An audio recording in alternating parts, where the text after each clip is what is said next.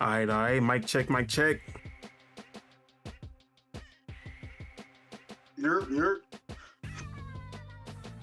All right. What it do, what it don't, what it is, and what it ain't. It's your boy, Don Otaku, aka Don Solo, aka Solo the Don, aka Solo D Swaggy, aka PNG Mafia, because I am bald. And this is Project Untitled Gaming Podcast, working title. Episode, damn, I always forget what episode we on. I ain't gonna lie. We are on episode, yeah, I don't know. We on like 60 something for sure. But of course, I'm here with my day ones to talk about the gaming, the whole gaming, and nothing but the gaming. We had a little hiatus because of all the showcases that we was doing, but we back on. And before I introduce my kinfolk, let me go ahead and introduce the topics that we have for today. We got Nintendo Switch 2 impressions to talk about 1 week in. We got bunch of PlayStation news from their quarterly report, quarterly shareholder meetings or whatever they call it. We got Mind's Eye and all the drama surrounding that game. And of course we have even more. But before we get into those topics, let me go ahead and introduce my day ones.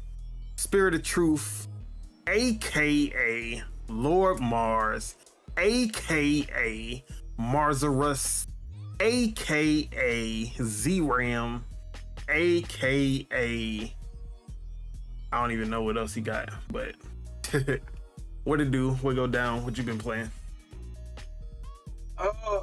I've been playing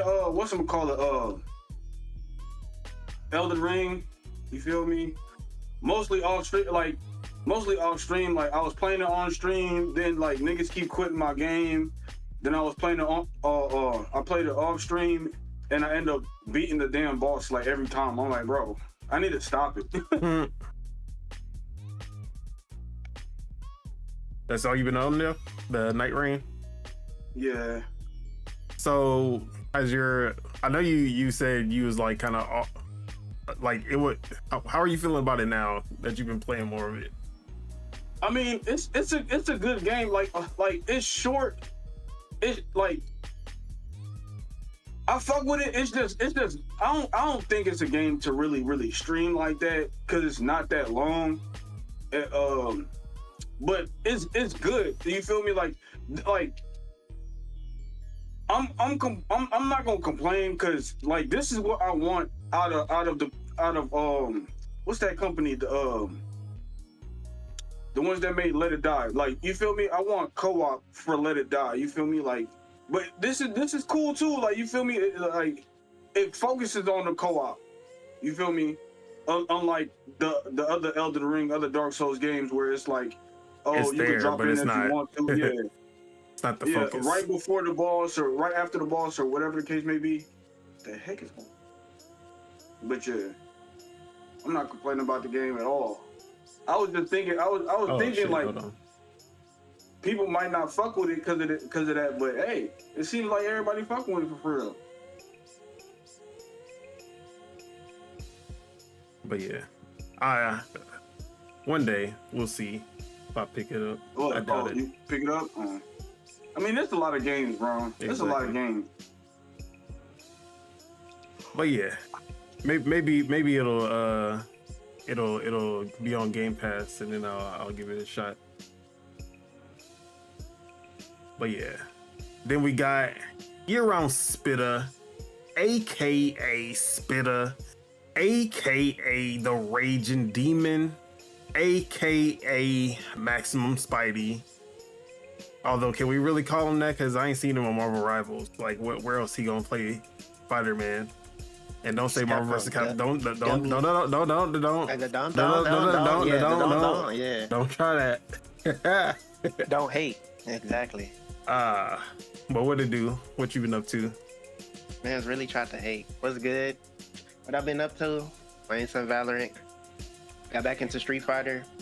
Playing the new character Elena. Be pretty cool, but it's so weird playing with characters that only have kicks as moves. Shit is so weird. You hit and punch and she kicking, bruh. I mean, so weird, it's like Balrog. When you play with Balrog, exactly. You I didn't play Balrog. Punching. I don't play charge characters. What I look like? I thought you liked Street Fighter 6 charge characters. Like I said, the only charge character I played in Street Fighter 6, nobody. Exactly. Playing that, and then yesterday was on the Gears of War Reloaded beta. All I'm gonna say is Gears of War 5 and 4, they was babying us. When I tell you you really can't do the stuff you was doing in Gears 5 and Gears 1, bro. When I tell you, it's like I felt like I was ass. Really, I just had to what you call my sensitivity, bro. The first game I played, I had no kills. Bro. I was like, bro, am I this ass? I changed my sensitivity. I went 9-0. I was like, what the fuck? Did you make sure that crossplay was on so you can play against them PlayStation dudes? I see. Yeah, I had it on, and it literally tells you, like, it'll tell you, like, if you're playing with Xbox PC, it'll tell you if you're playing with Xbox console. But I think one of the, like, displays they showed, it was like a screen with nothing on it. I think that's PlayStation. Okay. Because then they had like a computer looking display, and then it didn't have nothing on it. Because if it has an Xbox on it, then it's PC Xbox. If it doesn't have nothing on it, then it's just PC. So it's like Steam. Yeah. So yeah, I think I probably I think I probably played with like one PlayStation person. I don't know. All I'm gonna say is I was playing that game with Abby, bro. We played something, bro. We played like this clan. Shout out, like, for real. Shout out to my Mexicans, because they love Gears of War. They love Gears of War. When I tell you, them niggas whooped our ass. And they was in that whole speaking Spanish and just laughing at us, bro. That shit was so fun. I ain't gonna lie, it was so fun. But besides that, bro, when I tell you Gears of War is so different, like when I tell you the way they updated Gears of War from Gears of War 1 to like going to 5 is so night and day, bro. You literally cannot stick grenades on walls. Wait, I thought that was always grenades on walls, bruh. I think it started in Gears 2. Yeah, probably. Bruh, you can't stick people with walls. You can't stick them, like, you can't put it on them either. Pause. Just gotta pause that. Put them on them. What are you talking about? Bro, the shotgun is different. The pistol is cheap. When I tell you, like, if you came from Gears 5 or like any other Gears and you're going back, bro, it's a totally different game. When I tell you melee shooting, melee and shotgunning is the most cheapest shit. Once you melee somebody, they're dead. Yeah. That 1-2 combo. You could throw a grenade and you throw a grenade and you get stunned. They didn't even have stun grenades in Gears 1. Like, it's so, like, going back to that game, it was so nostalgic, dog. I was getting my ass whooped, but I was having fun. And that's all that mattered. Because it was demons, and it was some demons. But, like, I was carrying mines, you know. Not against the Mexicans. They destroyed us. I'm not gonna lie. They destroyed it. They be on the game all day like us, bro. Like, it ain't no different, bro. Nah, the two types of games you do not want to run into any Mexican or South Americans is Gears of War and SNK. Anything SNK. Yeah, SNK games, yes. It's over. Yes. Bruh. Nah, dude, I played a guy in Brazil on Marvel vs. Capcom 2, and I tore his ass up. He they love fighting games. Like, he was like, lagging. Sure. He was lagging crazy. Like, bro, I don't know what the fuck. Well, maybe I do know what the fuck, but you know what? It is what it is. Yeah, but for anybody that's going to play the beta, I'm just telling you, don't think you're going to be going there going crazy. You're going to have to get, because once you get used to it, it's way better, but like, it's way more, like, they was, like, I can say, like, Gears 5 and Gears 4, they're babying us, like, I can say that. It's still hard to get into the game, but compared to, like, me going back to the Reloaded, oh man, fun game though. Fun game. Only one execution. You can't execute people with different guns. Oh man, it's so. Wait, what? It's just the chainsaw. Bruh. Right? No, it's just the curb stomp. Oh, the chainsaw, like chainsaw stomp. is just chainsawing. Yeah, chainsawing is just chainsawing. But the curb stomp is the only way you can execute somebody on the ground. Which I was just like, bruh, that's like you just forget that stuff, bruh. It's been a long time, but yeah, I enjoyed myself. I definitely did, and yeah. Oh wait, I do got other gameplay. I'm seeing you get wrecked on Tony Hawk right now. You suck. You fucking ass. I'm gonna talk about That's that. the demo? Yeah, I'm gonna talk about that shit. Cause... Yeah, I'm gonna just wait for the game to come out. That's gonna be I'm done with everything. Suck. Let me chill out. Because that's literally what that game is, an arcade fun. Yeah. But yeah. I feel it. And last and least, Deadshot Teach. Yes. No, I'm just playing. Deadshot Teach, aka Triple Up Teach, aka Double Down Teach, aka The Hater. Yeah. We know the drill. What's up, guys? What's up? What you been up Happy to? Saturday. Working. I've been playing Mario Kart, but y'all scared to play me because I'm that damn good. You feel me? Also been playing a little bit of Soul Calibur, but y'all scared to play me in that as well. Hey, look, I'm gonna switch to. Is that online? Is it online? Yeah.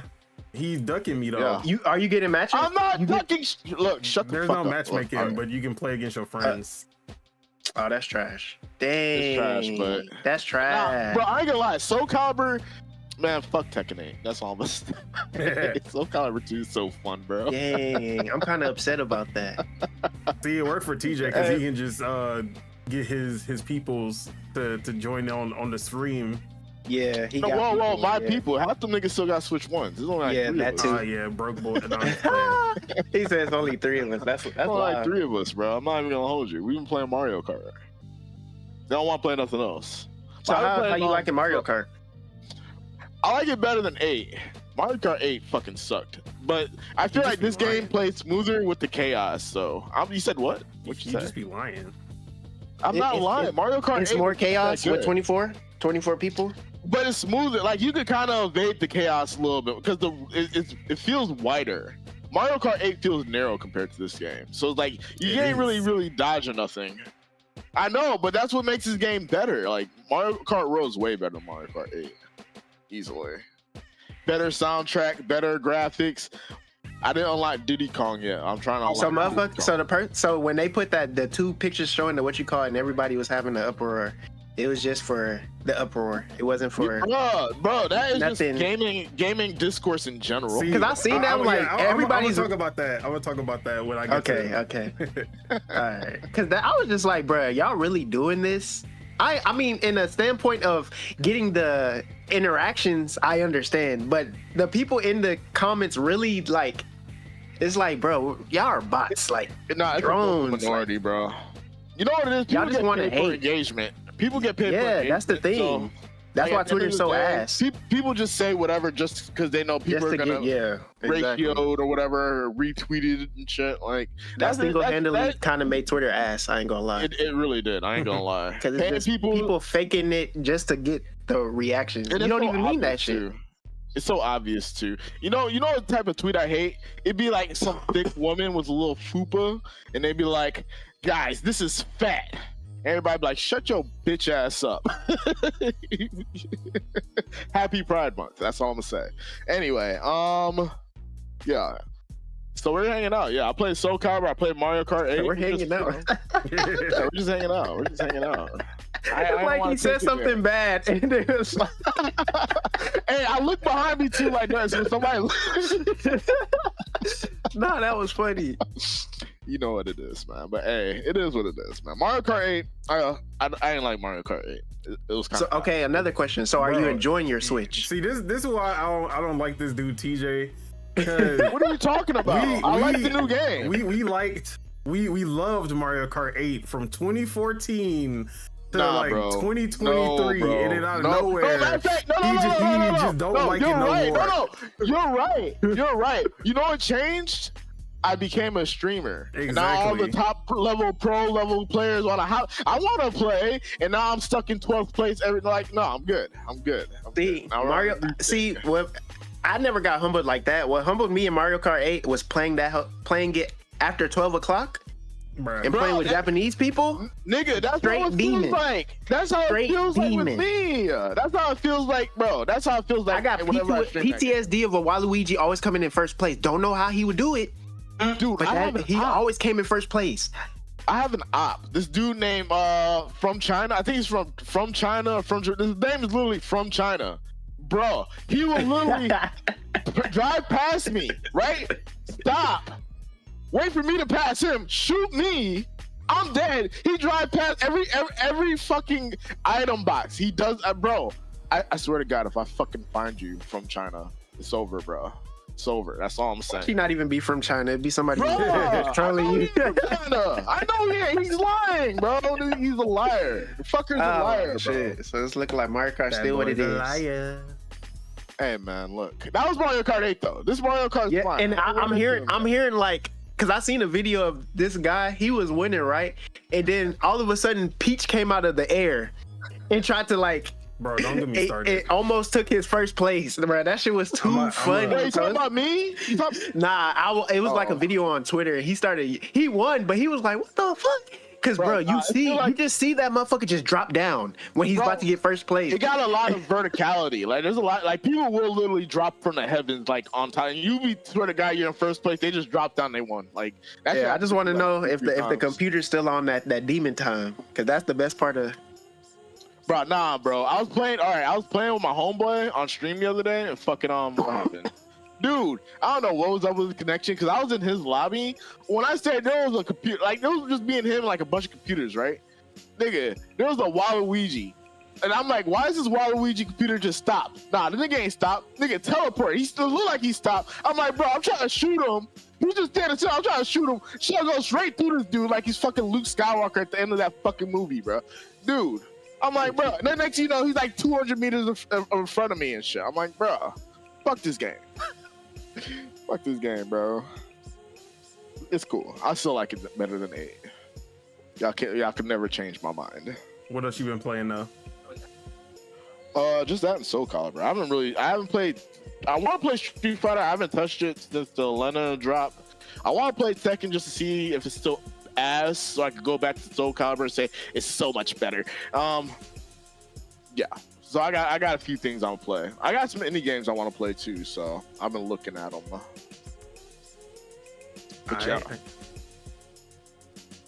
Well, When we play Mario Kart, stop the bullshit. When we play Mario Kart. as for myself, Pussy. as you can see on the screen, because Spittle was scared, I was playing Halo Infinite by myself, and the new Halo 3 Legacy update came out. Halo 3 maps remade in Halo Infinite, but also you can play with the Halo 3 controls and settings. So no sprint, basically it just plays like Halo 3 did. No sprint. You got the physical jumps and all that they added. So yeah, man, I was having some fun with that. But really, the best part about this update, finally, Griffball is back, and that was my shit, bro. Now, I never played that shit. This was definitely the best non-combat type of mode out of all of Halo. But yeah, Griffball being back, that's really why I came back, and that shit was fun as hell. Even I think they definitely nerfed how far that gravity hammer goes, because if they would have kept it how it used to be with the range being like 20 feet, I don't even know how you would play Touching the ball. ball. You would never touch the ball. But yeah, bro, this shit was fun. I was having fun with this. So this and the Tony Hawk demo, 3 and 4 demo are the only non Nintendo Switch 2 games that I've played this past week. And I need to get Fortnite on my Switch. Just see how it is. I've been playing it on there too. But is it good? Is it better? I'm guessing it's way better than on the Switch, huh? Bro, come on. My bad, little bro. My bad. My bad, bro. My bad. So yeah. But yeah, Tony Hawk. So one, I'll say that the intro for this whole fire. All the new characters that they were showing, they got like a mix of new skaters and some classics, obviously.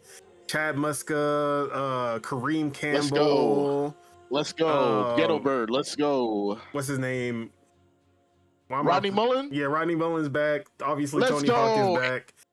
Andrew Reynolds? Andrew Reynolds is back. So yeah. Let's go. The classics are back, but also they got like Nigel Houston, the guys Zion Wright.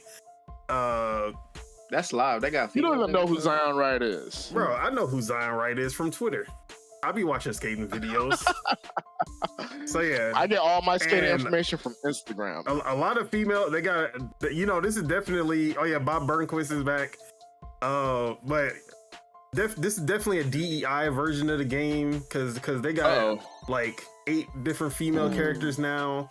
They got like 3 more black characters. I remember when Kareem was the token blackie, but now, hey man, we got all kinds of representation. You feel me? You know what's cool? I'm glad they added more women skaters. They even got a skater that don't got legs that you can play as. Who? I just saw it. I forgot what his name is though. Who? So they added these. They added these new skaters. They added it to the game. Yeah. They weren't just in the game. No, they weren't in the game before. Women skateboard is cool. Women skateboard is I see it. Yeah, that's cool. That's pretty live. So yeah, women skateboarders are just amazing. My favorite skaters are women.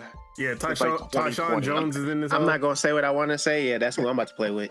But who? Tyshawn Jones? Jordan? Yeah, because he's like the latest skater that I seen. That like I follow this shit. Bro, he's suing Supreme right now. Yeah, I seen that. So I was watching this intro. I was watching the intro. I was like, yeah, bro, this shit about to be fire. And then the intro song, when I heard Kick Push started playing, I was like, oh, bro, this is peak. We got Kick Push finally in a skating game. How have we never had Kick Push by Lupe Fiasco in any skating game up until now? That is disgusting to me. But yeah, the fact that they opened up the menu song as Kick Push, I was like, yeah, bro, they got it. So all right. No, wait. Let me hate. I'm not excited for this game. You don't gotta be. No one asked you to be. I want Underground 1 and 2, Tony Hawk. I'm talking to you specifically. That's what I'm waiting for. Activision. No, I don't. Hey, he make more money for Tony Activision. Hawk was Activision. the one who actually said in the interview that he's trying to get Underground to happen. So I need that. I don't like. It's cool, but it's not what I even want right now. To be honest. So it's cool. I'm gonna let y'all enjoy it though. I'm over here like, Tony Hawk Underground bro, with the campaign. It's time. You got a choice between Tony Hawk, Reza Leal. I don't know who that is, but those are your two options for the girl with the blue hair. I love her. She's such an amazing. I can't stand skater. Anyways, so amazing. I'm over here like, so all right, graceful. bro. Let's rip. Let's go, bro. When I say I've been playing skate for way too long because I did not know what the hell I was doing for the first like 1 minute of the game. I forgot how to grind. I'm over here trying to just jump on the rail and it's not doing anything. I forgot that you gotta actually press a button to grind. You gotta press the button to wall ride. Like, yeah, everything's button based. Yeah, I'm over here like, bro, what am I doing? I was definitely fucking up for the first like minute of this shit. Then kind of kind of got my grasp on it. I was like, okay, yeah, all right. I'm Bro, this nigga, he fell 3 times. Hey, shit. That's like ass. Hey, straight ass, bro. And it's just because he's going on the side, not. Oh, that's good. I understand it though. Nah, he's a button masher. He knows he's a button masher. So right once I started to understand, I was like, oh yeah, okay, now it's starting to come back to me. Then I started to realize, oh, you got a manual. I'm like, all right, yeah. It's a whole different story now. Yeah, up, down, triangle to grind, triangle to wall ride. You know, I'm pretty sure when you figured it out, it was like you never left.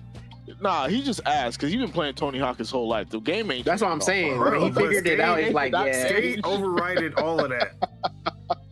So yeah. Nigga, you played Tony Hawk 1 and 2 like last year. Hell nah, I never played that remake. You didn't play Tony Hawk 1 and 2? No.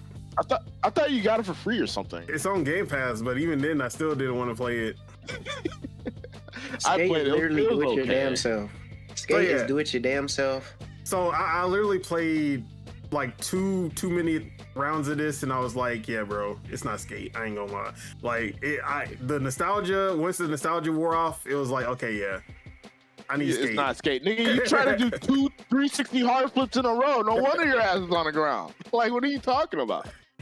It's a what you call game. It's a combo game. You're just doing shit to do combos. Yeah, it's a combo. When I watch somebody good play that hoe. Bro, when I tell you they grinded, and when they hit the wall, they do the little, what's that thing called wall when you ride, like the wall ride? No, when you on the ground, and like you like when you're riding, but the skateboard's kind of up, but you're like, I forgot what it's called. Oh, manual. What is this nigga talking about? Like, yeah, when you're like, it's still doing a move, but like when you're not straight, you but have like the manual. Like, you have the manual. Okay, that's what it's called. You always have to grind and manual. Like, that's how you keep manual, your combo going. Yeah. And I was like, bro, I never played it like this. The special grind or the special manual? I didn't even know how to do my special. I was like, bro. I never played this game like this. You just gotta make it easy. My special manual, I always make it down, up, Y, or up, down, Y. No, I meant like in the demo, I didn't know how to do my special. Oh.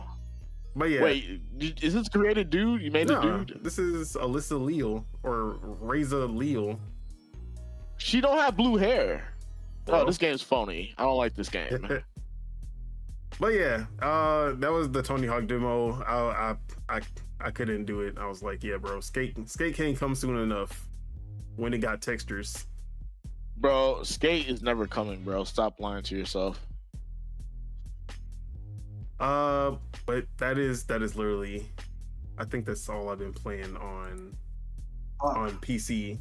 And since I'll say this: if Skate was like more gritty and grimy and more street orientated than like Happy Colors, you mean like Skate 1 and 2. Skate 1 and 2 wasn't Happy Colors and stuff. That's what I'm saying. If it was gritty like Skate 1 and 2. Yeah, exactly. If it had that theme, that overall theme to it, I'd give it a chance. But it only has that. It's too clean and polished for me. Some things I don't like clean and polished. Sometimes I like dirt and jank. You know what I'm saying? Why is this camera zooming in on his head? Like that shit was going back and forth like on the Spirit of Truth shit. But yeah, man, I was playing Splitgate. All right, but yeah, wasn't you playing with Abby or something? Yeah. What I've mainly been playing, obviously, is my Nintendo Switch 2. But as of right now, I don't have proper equipment to record gameplay. Well, it keeps zooming in on this guy.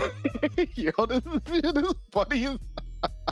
And the fact that you got Donkey Kong as a like punching you in the back, this shit looks insane. Hey, Spirit of Truth in it. What is going on, man? What is this production? I'm playing. So yeah, obviously you've been playing Nintendo Switch 2, and honestly, Mario Kart World is the game that I've been playing the least on my Switch 2, which is crazy. But first, I'll talk about the other games, then I'll talk about Mario Kart World.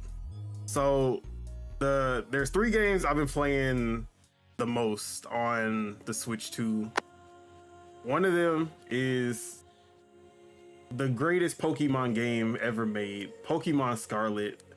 I wish people would have told me how good this game was, but you know, everyone told me that this game was bad. Spitta forced me to buy it, and you know, he said, you know what, don't even play it, bro, because it's a bad game. I was like, damn, it's like that. So, you know, before he finished what he say, ask how far he is in the game compared to me with no Nintendo Switch 2. What up, Stu Jersey? What up, Lord Metroid?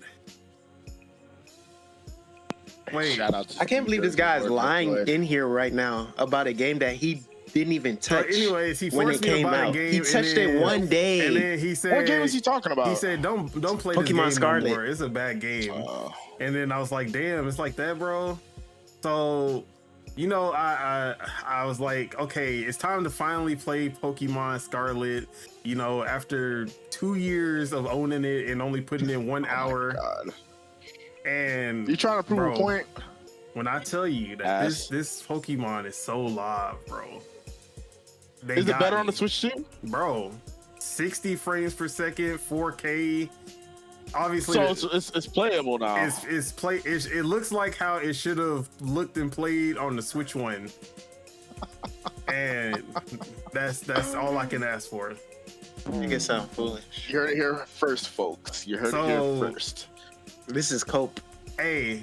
Yeah, he's trying to justify the $60 he spent 2 years ago. The open world aspect of this Pokemon, bro. This is the dream Pokemon. Like, you can go anywhere from the start, challenge any gym leader from the start. You don't even gotta challenge gym leaders. You got 3 different quest lines that you can do. You can defeat Team Star. You can find the Titan Pokemon, or you can become the Pokemon Master, Battle Master, whatever they call it, by getting all the gym badges. This is the Pokemon that we've been asking for since like X and Y. We Who's we? We don't speak French. Who's we? We in America. We don't speak French. And I'm with Stu Jersey, red, blue, and yellow. Fuck everything else. I don't give a fuck. Don't care. But motherfuckers be full of shit. That's all I'm gonna say. This is like, bro, I was like, yeah, bro, this is what we've been asking for, and it took us, I don't know what you keep saying. He keeps using his collective language. What's going on? Like, he's trying to say bro, it's literally the same game on this, it just looks, it's just better FPS. Brand new game. Like, this is a brand new but it's release. You're doing the same thing that you were complaining about. Like, you're full. Yeah, you're full. So anyways, your cup needs to be empty. To Pokemon Scarlet, like this new 2025 release get his ass is amazing. Bro, you can literally go back to old videos that we have of him just talking that shit. Bro, even though it'll be hard to find it. Last year? No. But it's there. Around this time last year, he was talking shit. You know what we talking about. I don't know. Wait. So anyways, Pokemon is my favorite franchise. Was it yesterday? I mean, or like last week, you were talking shit about Game Freak. Like, what are we doing? They can make this, but they can't make they can do games like this. But when it comes to Pokemon, no. Yeah, I remember that. Nah. That was 7 days ago. It's like I was a different person 7 days ago. I don't know what this guy's talking about. Wait. You mean how he got activated because of Digimon? Bruh. Oh yeah, Digimon triggered his ass. He's like, let me find something. And Digimon was looking good, bro. Anyways, he just hate Pokemon Digimon. Legends is looking better. That's all I gotta say. But Donna Chameleon, they gain on you in the chat, bro. Look, I don't know any of the. You can't fool them. I don't know anybody past like Emerald. Ruby, Sapphire, Emerald. I do not know most of them Pokemon, bro. Even though I played games like X and Y and I played Black and White, I don't remember their names. I know that bunny Pokemon, but I don't know the bunny. I don't know his name, but that bunny Pokemon was live. Bro, it was easy when it was 150, and that's all you had to think of. I don't even know what my starter Pokemon name is. That's how crazy it is. I don't know. I don't think I know any I got the Pokemon fire past, croc. like, I got a crocodile. Gen 2, That's Gen all I 2, know. bro. He a Oh fire yeah, croc. I got the water duck. I called him Daffy. I do not know that nigga name. His name is Daffy. So yeah, I don't even remember any of their names anymore. But yeah, bro, this Pokemon got me hooked. I ain't gonna lie. And the crazy part is, I've been talking about this. I've been talking shit about this game for 2 years straight, and now That was good because you spent. The fact that I'm at the end of that whole, good. I'm at the end of it, but this is the greatest $500 patch I need to ever finish played. it. That's hilarious. That's a $500. Bro, you're giving the patch. Nintendo haters ammo. Stop. They're gonna take that phrase and run with it. I need to beat it. I'm at the end. I did it. All the Sony guys, they're writing notes today. So yeah, writing notes. Pokemon been going hard. The other 2 games I've been playing, I already reviewed this game, but I'm finishing it up on the Switch 2 now. Rune Factory, Guardians of Ozma. You know I love my farming sims, my life sims, but when I say every game that I've played that has a Switch 2 edition, that shit is night and day, bro. Like everyone, and I mean the paid Switch 2 editions, not the free ones. The fact that some of the free ones be better than what they did with Rune Factory. This $10 upgrade for Rune Factory, not worth shit, bro. I got a question. So, all right, I don't have Breath of the Wild and Tears of the Kingdom, but I want to spend the 99 2-game vouchers, right? Okay. But if I were to get that, I would have to spend an extra $10 to upgrade it to the Switch 2. So, all right, so that's what I have to do, basically. Yes. Or you can find them for cheaper somewhere else, and I mean, if you want physical. If you want digital, then yeah, you gotta get it from the store. I don't want physical. The only game I want physical, I already have physical. I had it since 2018. But yeah, Smash. Like Breath of the Wild's Switch 2 edition is night and day. So I'm over here like, yeah, Guardians of Ozma, that shit about to look live when I get the Switch 2 edition. Bro, these niggas did the bare minimum. So it is 60 frames per second. That's the only thing I can give them. But that the resolution still look the same. It still look jaggy as hell. Like the textures don't look good. They're still popping. I'm like, bro, what did y'all do? And the crazy part, somehow the frame rate drops is worse than when it was on the Switch 1. Somehow the drops drop harder than when it was on the Switch 1. So when I was playing it on the Switch, whenever I would boot up the game, or whenever I would wake up from sleeping, the frame rate would drop for like 2 seconds, and then it would go to 30, and it'd be good from there. But now on the Switch 2 version, not only is it doing the same thing when I boot up the game and when I wake up from sleep, but now it's every time I fast travel anywhere. If I fast travel, that shit drops for 2 seconds. I'm like, bro, this shit wasn't even doing it on the Switch 1. Like, what is going on?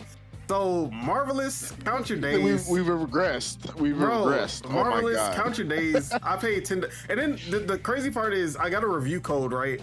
To review this game. And they were supposed to send me the Switch 2 edition they were all supposed to send me the Switch 2 edition. So I was waiting for them to send the Switch 2 edition. They took too long.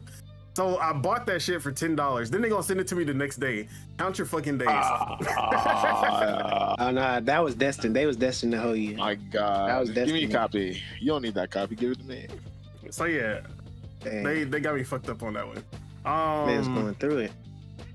But either way, the game is still good. Combat feels way better at 60 frames per second. Obviously, everything feels way better at 60 frames, but I would still recommend that game if you like those type of farming sim, life sim games with some action in it, because it is also an action RPG as well.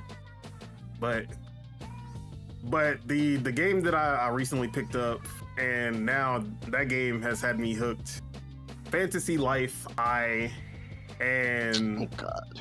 You like these slice of life games. bro, you already know. I don't like I need to be stressed out perpetually to keep my interest. I'm not gonna lie. I like my cozy games, bro.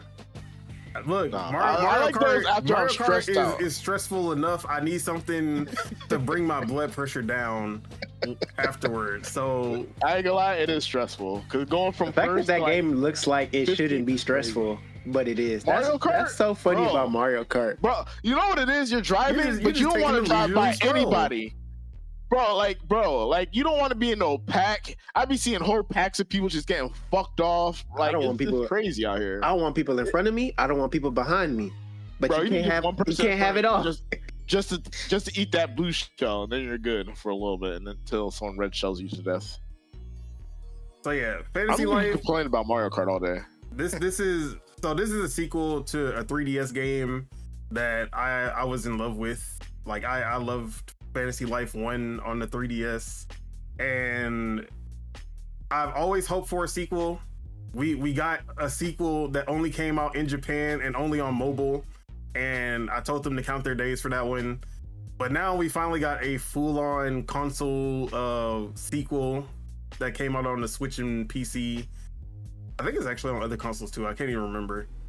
But yeah, the game, I finally picked it up, and it's living up to all my expectations. It's literally they literally they upgraded everything. The combat, the amount of jobs that you can have, the like world is now an open world, and now they've actually made this whole now this whole is basically Animal Crossing. Like they basically made their own Animal Crossing and put their own spin on it. So it's Fantasy Life X Animal Crossing. Like they basically mixed the two games together, and they pull it off really, really well. Also 4-player co-op, drop in, drop out. Like they've basically made this the perfect sequel to this game. So basically an action RPG, or I guess it don't have to be an action RPG, but you are an archaeologist and you end up in these ruins. Some shit go down. You end up 1,000 years in the past. Ruh-roh. Isekai style. And basically you meet this dragon that can teleport through time. So you're going through these two different worlds at any time, where you can go to the present, but sometimes you have to go back into the past to like change certain things. And for the most part, the game is basically about like you're living different lives, and those are like your jobs. And you can be something that's combative, like you can be paladin, you can be a mage, you can be a what else they got? Mercenary. So different combat roles like that. Or if you just want that cozy life, you can be something like a cook, blacksmith, woodcutter, carpenter, Sabrina carpenter, all types of carpenters. You speak nicely about her. She's cute. So basically they have all of these different lives that you can live, and what you usually do is that you'll basically level up these lives. So you might want to like start off with combat so you can kind of traverse through the world and kind of fight your way through more easily. And whenever you switch to like a combat life, you'll be able to like use different weapons. So like the mercenaries, they got a big ass great sword. Paladins, they got the short sword. Obviously mages use magic. So but in this one you can actually like switch between them quickly. In the first one, if you were a cook, the only thing that you're using to fight is a ladle. So you really couldn't do nothing. But you would have to basically go back to the like you'd have to go back to your home village, switch to the like mercenary, and then go out and fight instead. But now it's like they have 3 different types of roles. So like the gatherers, you once you learn a gatherer's life, like a woodcutter or a miner, you can just pull out what? you can not that type of miner, you fool. Oh, my bad. He said what? Whoops, my bad. I was on my phone. That's all I heard. So yeah, once you crazy. get to some ore, you can like quick switch to a miner and you can mine the ore. Or once you get to a tree, you can quick switch to a woodcutter and you can cut down a tree. And then when it comes to combat roles, you can basically choose which one you want to be like your quick role. So whenever you get into combat, you can pull out your greatsword, you become a mercenary. You can pull out your wand, you become a mage, type shit. Same thing with like cooking or blacksmithing. If you pull up to a stove, you automatically switch. So that's way better than how it was before, because you would literally have to go back, switch to your other life, and then go back to where you were and try to do what you were trying to do. They streamlined it a lot better. But yeah, this game is fun as hell. I want to try out the co-op, but I don't know anybody else who has it.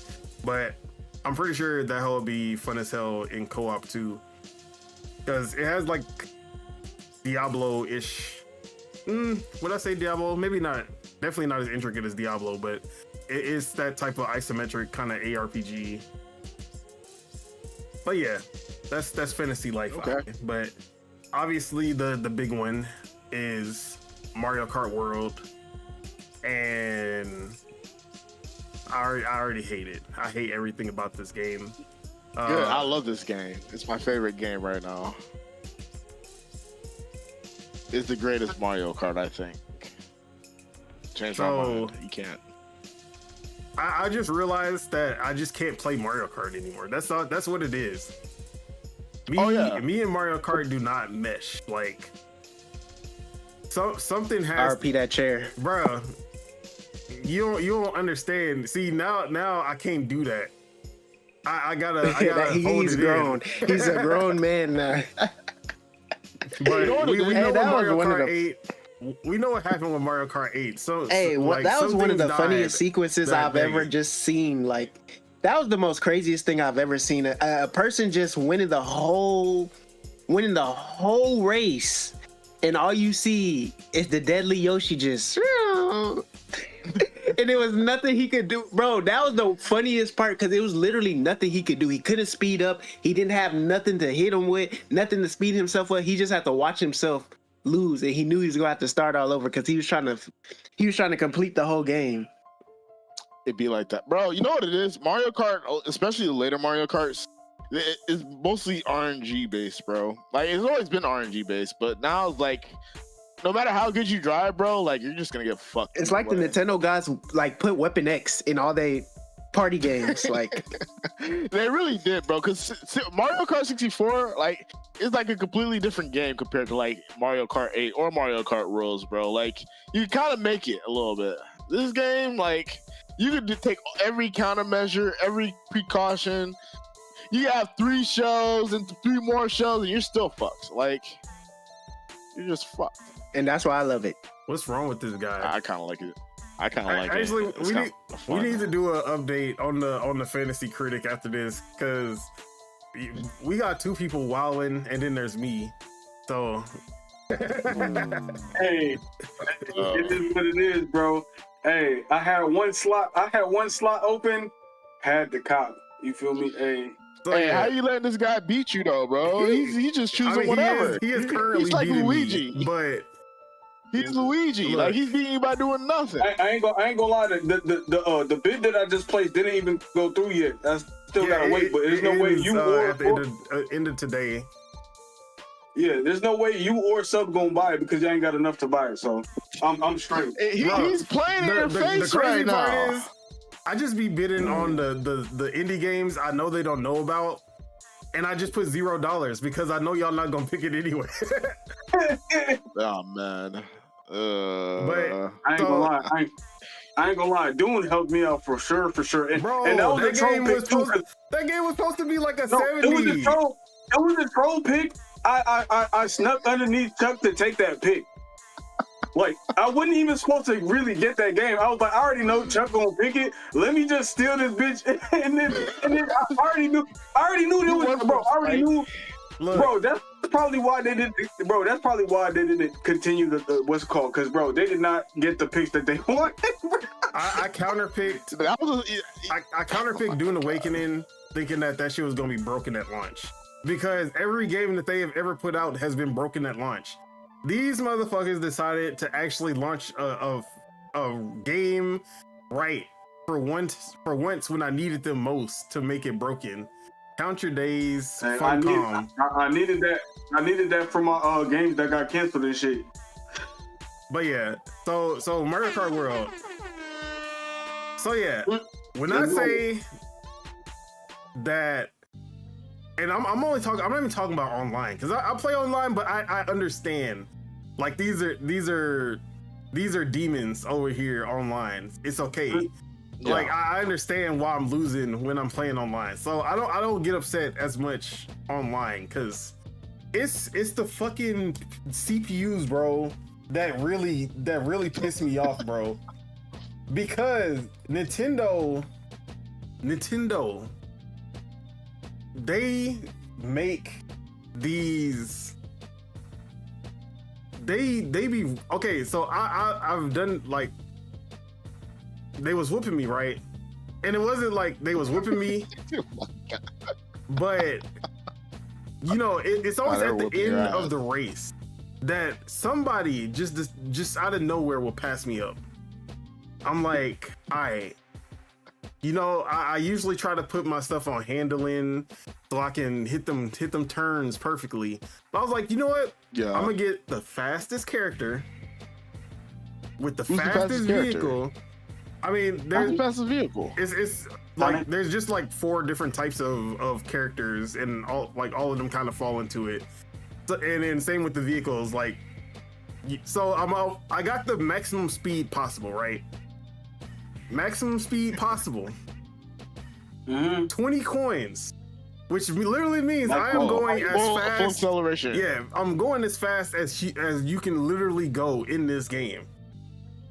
Where the fuck did Daisy come from? That's what I always.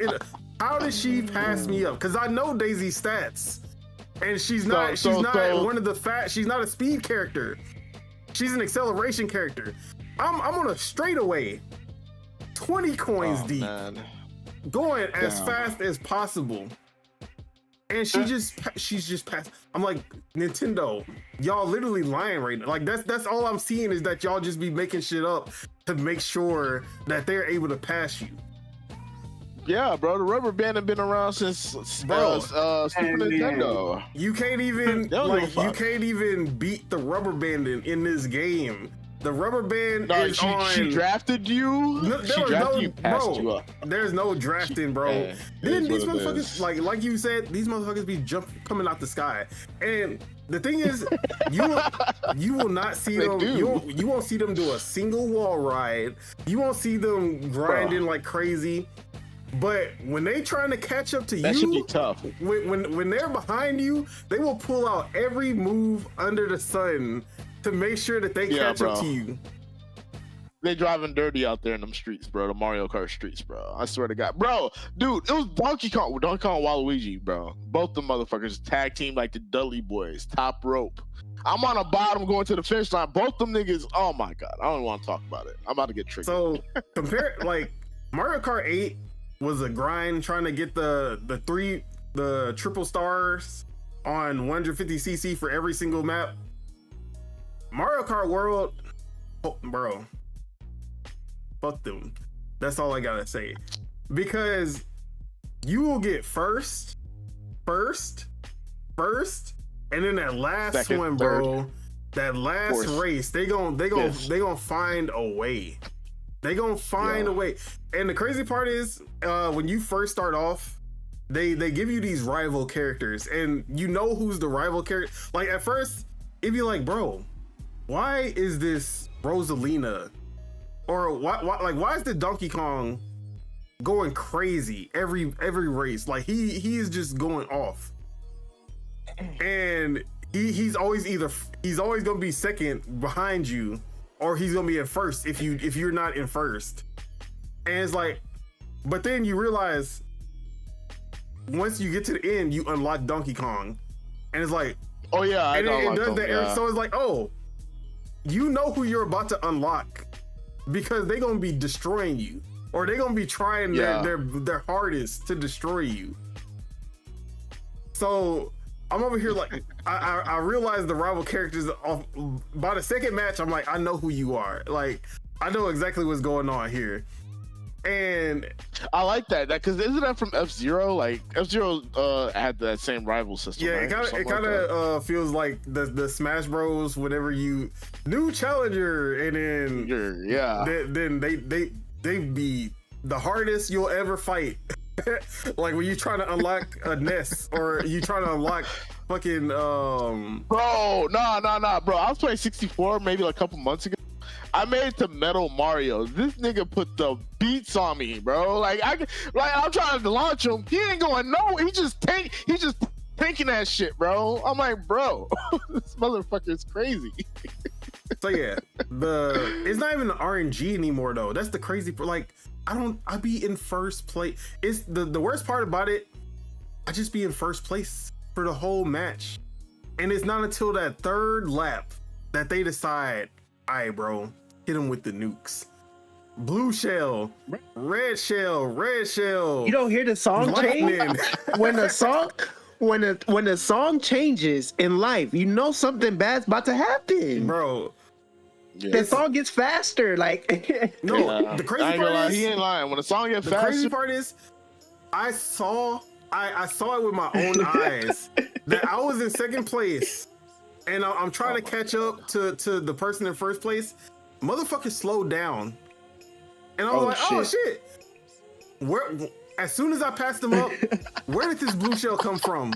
Where did the CPUs are out here, like the CPUs are going to second place to dodge blue shells on me. Bro, the CPU they be brake checking, bro. The CPU that threw it was like, hey, I'm about to throw a shell, and the other CPU like, all right, bet, say less. Why did they teach the CPUs bro, that? They be brake checking hard. Why? I don't even know. So, hey, that's crazy. I'll that's slow crazy. down and stay in second. Honestly, it's New Jersey's right, bro. I don't like being in first. I understand. I'd rather be second and then try to steal first at the very end. That's like the real strat. So hold on a second and just try to steal first at the end. Look, yesterday I was trying to just. There's 3 maps that I have not, or 3 whatever cups that I have not gotten the triple stars on, and I was playing with my girl, and I'm trying to beat this. You know, I'm getting her to back me up.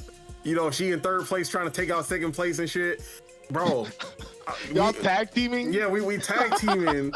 It's still not enough. Like they keep holding me at the very end, bro. I'm over here, I'm pissed, bro, and I'm trying to hide it because I know, I want my girl to see that I'm pissed. I feel you because over Mario Kart is crazy, bro. Exactly. I can't be pissed off in front of her over Mario Kart at the same time because she just enjoying herself. She don't care, like.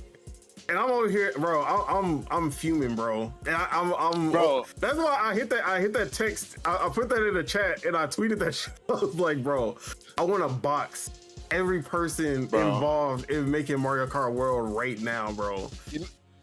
You know what's funny? My girl thinks me getting mad at video games is funny. She thinks that shit's hysterical for some reason. Because I be legitimately crashing out, bro. I be crashing out, bro. And I don't care, here, bro. She's gonna see me. The only time I'm not gonna hold myself back. I'm not holding myself back. I'm gonna, you know, bro. I can. When I'm bad, I'm bad. Nothing phases me. Let Daisy pass me up in Mario Kart. You gonna see a whole different type of crash out, bro. Bruh. I know it. That's just funny as hell. But other than the just rage-inducing gameplay of Mario Kart, I can for sure say that this Mario Kart is better than Mario Kart 8. That's what I was saying. I would say it's better than Mario Kart 8 Deluxe, the base edition. Not obviously you can't really beat Mario Kart 8 when it comes to the number of maps because 96 courses is crazy. Like, obviously, they have like 8 times the maps that Mario Kart World has. But what Mario Kart World does, yeah, obviously we're gonna get a bunch of DLC from Mario Kart World as well. But what Mario Kart World does to make up for that is, one, the skill ceiling in this game is reaching Smash levels of like. Nah, it's worse. It's worse. It's worse. Nah, it's way higher. That, bro. Yeah. The grinding, the wall riding. I need to learn a wall ride. That shit will take you to a whole nother level when it comes to Mario Kart. Wait. How do you hop? Because I don't even know how to. All I know how to do is do the little drift shit. How are motherfuckers jumping on the rails? You and have shit, to. like, You hold R to like how you drift, but you don't move left or right. You just hold it without moving. So I just press R and I just hop on a rail. That's it, like some Tony Hawk shit. You have to hold it. That's the thing. You have to time it. I gotta hold it. Yeah, so you have to hold it until you get the boost, and then that's when you can jump. So that's why it's hard. That's why it's not something you can just pull off easily. Like, you have to practice that shit. I just been doing roll-on grinds this entire time. Yeah, nah. You have to charge the hell. So that's why. Did you not do the tutorial? No, I hopped straight online like a normal fucking person. What are you talking about? I'm normal. Yeah, you have to charge it to be able to do that. And shit. So once you charge it, you can jump to the right. You'll do like a roll onto the right side. You can do a roll to the left side. So that's how you get on the walls or on a rail. See, I had no idea about any of this shit. Yeah. So that's where the skill comes from. Because if you do it too late, you're not gonna do anything. Like, it's not gonna work for you. So it's all about the timing, and you have to like prepare yourself to be even like, you have to know the map to know when to do it. Bro, I kept on like running into rails trying to press R, and I was looking like a dumbass. Yeah, I was looking like a straight up dumbass, bro. Because of the open world nature of it, which I feel like they oversold that like the open world and free roam. Yeah, that would obviously make sense. But they were talking about like, oh, like the open world in races, I feel like it's oversold because you really can't go anywhere. Like, when they were saying, oh yeah, it's gonna be open world and you can go anywhere in the map. I'm over here thinking, and all the maps are connected. Yeah, I'm over here like, oh, I'm thinking like, the Yoshi's Island map from Mario Kart 64, where they had all of these different routes, but they all lead to the same place. But like, you don't know which one's the fastest. But like, the fastest one is usually the hardest one to go through. There's like different cliffs, and they got the big ass. They got like spikes and shit. So I'm over here like, oh, okay, that's how they gonna do. Like, every map is Yoshi's Island. That's about to be crazy. It is not like it's literally the same as any other Mario Kart map. There are shortcuts, but like, if you go too far off the map, Lakitu gonna bring your ass back.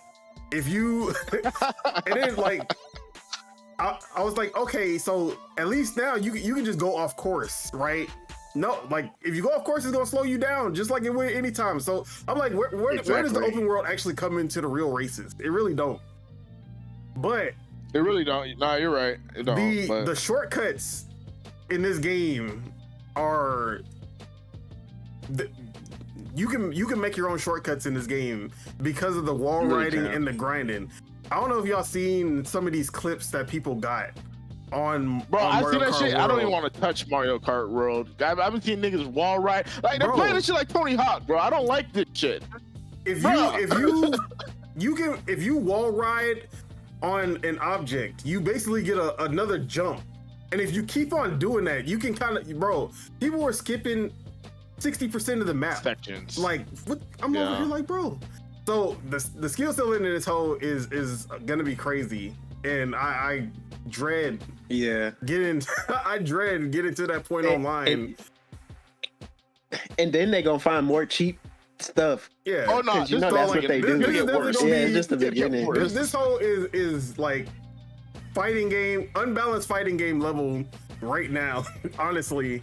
It's crazy. For the skill, like the high skill ceiling, you gonna need to balance that shit, Nintendo. Like, But Nintendo needs to create more shit to hold niggas in the game. Like, Don't give them an idea, bro. Don't give them no idea. Y'all figured out how to skip the game while wall riding? Guess what? We putting oil slicks, random oil slicks on the walls and on the rails and shit. You just go, bro, randomly. See a little piranha plant just there. In and out of nowhere. You gonna see enemies popping up on the walls and on rails and shit. 10 out of 10 Nintendo. Beautiful troll. Beautiful troll. Cause it's gotta be a troll. So yeah, no way I'm over here like, but like, even then, I feel like if you like even take that stuff out, I feel like the gameplay just is so much better than Mario Kart 8, and that's because of the racing in this game is actually like physics based. It's not like it's something that you have to kind of play and feel it, but it's actually like physics based compared to any other Mario Kart where it just feels like you're kind of stuck to the track, right? And the physics come into play in almost every situation, even when you get hit by shells and stuff. You like the physics comes into play, like depending on where you get hit, you'll kind of fly it. You'll start flipping forward, flipping to the left, flipping to the right. And I like how when you touch a car, like a random pedestrian car, like you're on two wheels instead of like spinning out like a fucking loser. Yes, and like if you run into a car in traffic, like usually back in the other Mario Karts, if you run into a car, you automatically you automatically spin out, or you get popped up in the air. But now, if you run into a car that you're going the same way with, you kind of like get knocked over, and you gotta like kind of balance back. But if you run into an oncoming, only time you get hit by it is if you run into oncoming vehicles. Oh, so, I like that change though. I like that's that good. Change. That's good. That is a good change. Yeah, so I like that change. That part is cool. Like the whole physicality of you drifting feel like it looks and feels better. Like it's things that you don't notice until you actually like see it compared to Mario Kart 8, where like the drifting and everything just kind of looks more realistic with the animations and stuff, and I love that. But the crazy part is that there are times that the physics can hold you, and sometimes the physics can help you, because there was a point where I was boosting and I got hit by a shell, and because of like how the physics was working, somehow I was going faster after getting hit by the shell than if I would have like I think I passed up somebody and I was able to keep on moving like faster because I got hit by the shell, versus if sometimes you get owed by things like ramps and waves where you think you about to do a trick over the ramp to go faster, and if you hit it wrong, you'll go higher but you won't go further. And I got a clip. I literally got a clip of when the shell helped me. I got a clip of when I was in first place, and I was like, literally there was a ramp right before the finish line, and I tried to do a trick on it. Bro, I went in the air and that shit slowed me down. 2 people passed me up. I was like, no, there, like, you know, another change I like. I'm glad they took out all the hang glider bullshits and just kept it like strictly cars and racer. Oh, I like that. I will say I hate racing in water. The water, I don't know what it is. I always, whenever there's a water, like any water section, I don't know how to race on water because I be going slow as hell. I'm like, I don't understand that shit. Because if you it do feels, tricks off the waves, dude. Yeah, bro, I be doing tricks and it be slowing me down. That's why I say, like, the physics you're of doing it. them wrong. That's what I'm saying. Like, if you don't know how to time your jumps on those waves, you will slow down. Well, no. With Mario Kart, you know, like, all right, if you do a trick, you can do tricks different ways, right? Like, if you do hold up, Forward, you do like you a do front flip, back flip. and if you hold left and right, you do little spins and shit. Like, you know, you can combo that into like a drifts and mini boosts and shit like that, right? Yes. You know that, right? Yes. Okay, all right. I was just making sure. I'll take a knowledge check. Your ass can't even jump over waves and shit. So yeah, so the water feels completely different than driving on the road, which is crazy because like when you play Mario Kart 8 and you're like riding on the water or underwater, it feels exactly the same as if you were just on the road. Like everything always felt the same. In this one, if you're in the water, it feels completely different than when you're on the road, which is pretty crazy. But also, with the water, like certain things like a bomb will actually like disperse the water and create waves that'll change like how you can like, okay, now you got some waves and you can actually do some boosts. Or if you don't do the boost, it might slow you down. Like I love the physics system that they have for stuff like that. But I feel like the standard Mario Kart experience is like that is better than Mario Kart 8.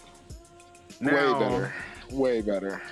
What the thing that's disappointing for me is the free roam. I wanted to like the free roam. I was hoping that the free roam would be like that thing that I can just do in between the matches and have fun with it. But honestly, like the free roam is not hidden for me. And it does feel kind of packed in a little bit. Are you trying the little challenges and like little side things? That's what I mean. Like doing the missions and everything.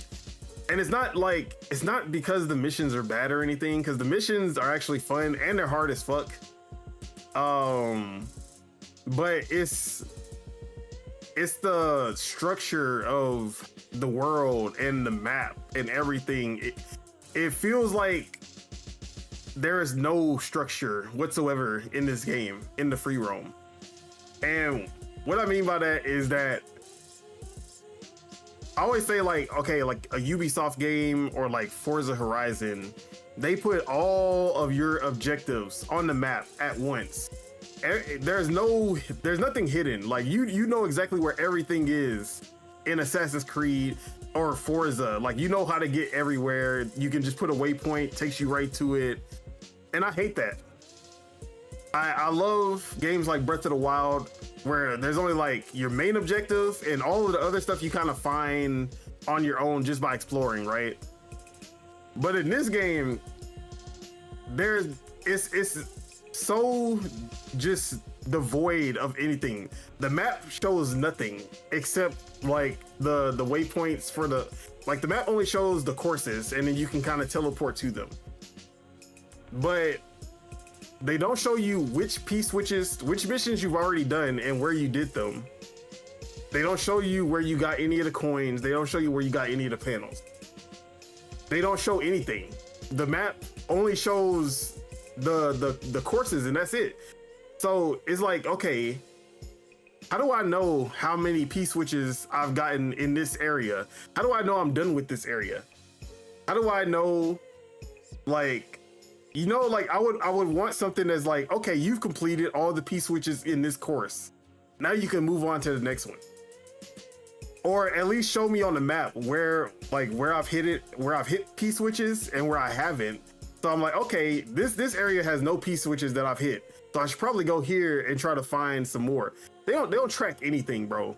They give you a number of how many you've done, and that's it. So I'm over here like, bro, I like half time I'm just roaming around. I'm like, oh, I already hit that P-switch. Okay, let me teleport over here. I start doing some missions, and then it's just like there's nothing kind of motivating you really to push forward. If that makes sense. Like it just feels, it don't feel like you're playing a game. It's an event. They added an adventure thing. Who cares? I'm not, bro. I've not touched the free roam at all. I mean, on purpose, I guess. So yeah, I'm playing online though. That's what it is for me. Like it just feels way too devoid of any kind of anything. It just feels like you're just doing shit for the fuck of it. But yeah. That's basically where Knockout Tour is live. I love Knockout Oh, Tour. I love it, but that shit is frustrating, bro. Yeah. Cause bro, every time I think I'm good, nigga, I'm like 2 places behind from getting knocked out. I hate that shit, bro. I hate that. It's so chaotic. It's fun when you're winning, but it's chaotic when you're losing, boy. Yeah. Battle Royale in Mario Kart, it works. It still has all the same rage-inducing shit that you can expect from the standard, but I love like the long map, just going from course to course to course to course to course. It feels good unless you get knocked out in the first round, and then it doesn't feel good. But yeah, Knockout Tour is a really good addition, and I will say that the Rainbow Road in this game is probably top 3, maybe top 2, honestly. One of the best Rainbow Roads I've ever played. Like it was amazing, bro. The intro into the Rainbow Road, bro, that shit was amazing. So if unlock Rainbow Road as soon as you can, like that shit was fun as hell. I need to unlock it. I haven't played Rainbow Road yet. But yeah, that's Mario Kart World. I'll leave it at that. But yeah, it's okay. The new stuff, like the new mechanics, Knockout Tour, all of that is good.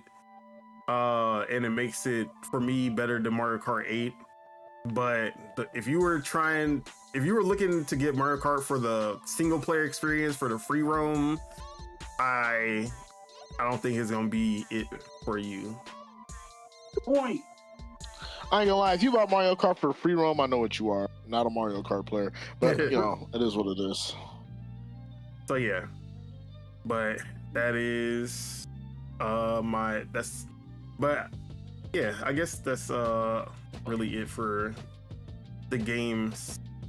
But Eej, how are you feeling about the hardware itself? Have you been playing mostly in docked, or you been playing handheld? I have not played anything handheld. Everything has been docked. Everything feels smooth. I played Smash. Smash feels a little better, but I can't really. I don't know. I play it online mostly, so it's like I don't know if it feels better or not. Like it kind of. I don't know if it's in my head or not, but it feels kind of better, I guess. But besides that, like it's cool. It's so much bigger, bro. Like compared to where I had my Switch before, it's taking up so much space now. Like it's kind of funny. But besides that, I enjoy it. It's cool. I'm waiting on the games, man. Look, I know Mario's coming, Donkey Kong's coming, Link's coming, Kirby's coming. Where's Mario coming? I'm waiting, bro. I'm waiting like you waiting. We don't got no Mario announced. Hey, look, you know it's coming, bro. It's Nintendo, bro. Come on, bro. It's common sense. You ain't got to announce it for you to know it's coming, bro. Nah, we gonna go a you know it's generation coming without Mario, bro. Man. But yeah, I enjoy it. It's cool. It's fun. but yeah, hardware for me is obviously I already knew what it was gonna be, but once you have it in your hands, it's a totally different experience. That shit feels good. Like it feels really good, especially the handheld mode. The screen, the speakers, the Joy-Con, how much bigger they are, like the controls. Even I finally played them sideways just to test it out. Bro, that shit is actually usable, honestly. Like playing the Joy-Con sideways is actually usable because the L and R actually feel like real buttons and not them small ass buttons that they had before. But one of the underrated features is the speakers with the 3D audio, because that shit actually works really good. Even when you play in a Switch 1 game, like the 3D audio is actually really good, like the implementation of it, because I've never had anything like, I've never had 3D audio in speakers before. It's always been in my headphones. So the fact that I was hearing shit on my left and right in speakers. I was like, bro, what the hell is going on? Because that shit was tripping me out the first time I heard it. I was thinking that shit was behind me. I'm over here like, bro, how did they do that? So that was cool. The screen looks beautiful. Obviously, it's not OLED. You can tell that the blacks are not black. They're gray as hell. But when you're in game, the color reproduction is really good. And yeah, I'm not gonna go too deep into it. Y'all want my full thoughts? Y'all can watch Dual Wield, because I went way more in depth on the hardware. But they advertised it exactly what it was, and it lives up to the expectations for sure. All I need is Donkey Kong, because that's really my showcase game. Mario Kart is cool. Obviously, it's gonna sell a shit ton, but Donkey Kong is really the game I'm looking forward to most. It looks all right. It looks good. It looks good. I'm not gonna say it looks all right. It looks good. It looks good. I'm being like, I take back what I said. It looks good. I'm here for Mario. Great. It's gonna be better than Mario. And this is the first time since Super Nintendo that I can say that the Donkey Kong game is gonna be better than Mario. And I said what I said. But yeah, that's Nintendo Switch 2. So Nah. You need to stand on that. I'm not gonna lie. How you gonna say that shit? Stand on that. I am standing on it, bro. Let's put some money on it, bro. If Donkey Kong's better, I'll buy you a Switch game. But if Mario's better, you gotta buy me a Switch game. How about that? What are we determining as better? As better. It was better. Whatever scores higher on a meta critic score. See, I'm not gonna take that bet. See, chat, he's not gonna take this bet. He's scared. He's a pussy. He's not gonna take this bet. He's not gonna take this bet, chat. Don't even worry about it. Don't worry about nothing. Look, he knows Miyamoto. That Miyamoto luck buff on Mario. Miyamoto don't even touch the Mario games no more. I don't care. He's gonna give it the Mario blessing, and he's gonna score a 99.99, and also be Game of the Year, because if Astro Boy got it, then Mario has to get it. He has to get it. If Astro Boy gets it, Mario gotta get 3 of them. Let me see. That's what I said. Only thing I don't trust is that it's Donkey Kong. I feel like people gonna write it off just because it's Donkey Kong. It's not gonna get. I'll give you credit, even though on it's the Super Mario Odyssey team, they gonna treat it like it's not Mario. But no, I'll give you credit. Donkey Kong has the capability to have a better soundtrack than any Mario game. I'll give you that. Because Donkey Kong music be smacking. If it don't got David Wise, we can't say that. Hey, maybe he taught the guy that worked on a game or something. Maybe he, had an intern or something to figure out what he did. Is that Casso? Casso's here. Yeah. Oh, he hit the alarm. Ice, Had to announce himself, boy. What's up, bro? What's going down with y'all boys? Nothing much. Shit, chilling. All right, so talking about these games. Let's go ahead and get into our first news topic. No way, dude. We've been here for 100 minutes. Literally. No way. So let's talk about a big AAA game. Developers of Rockstar from Rockstar left and made a new studio, Build a Rocket Boy, and yes, that's the name of the studio. Oh God. And we saw the first few trailers, and it was looking crazy. Gameplay was looking crazy. It was like, bro, this is GTA meets Cyberpunk, bro. This is about to be one of the best games of the year. It just came out of nowhere, right? And dudes was hyping it up. They got sponsored people out here just like, yeah, bro, I played it. The greatest game in the world. Everybody needs to play it. You gonna believe a sponsor? And then the game was coming out, and everyone was like, "Yo, hey." And then my boy got the what's up, my boy? And then we over here like, okay, the release date is in like 2 weeks. Nobody got the game. No IGNs, no GameSpots, nobody got the game. And then they over here like, oh yeah, we not gonna show anything either. We not showing no gameplay or anything. No, like nobody got the game. No full-on gameplay besides them trailers been out. Only the sponsored people have played it and talked about it. And This is a great game. Thanks for the paycheck. so it's looking spooky as hell. And then game drops. And it's Cyberpunk 2.0. And if anything, Wait, you it's worse talking than about Mind's Cyberpunk. Eye? It's worse than Cyberpunk because at least Cyberpunk had a good foundation underneath all the bugs. This shit is just trash. And Are that you talking about Mind's Eye? What are you talking about? Mind's Eye.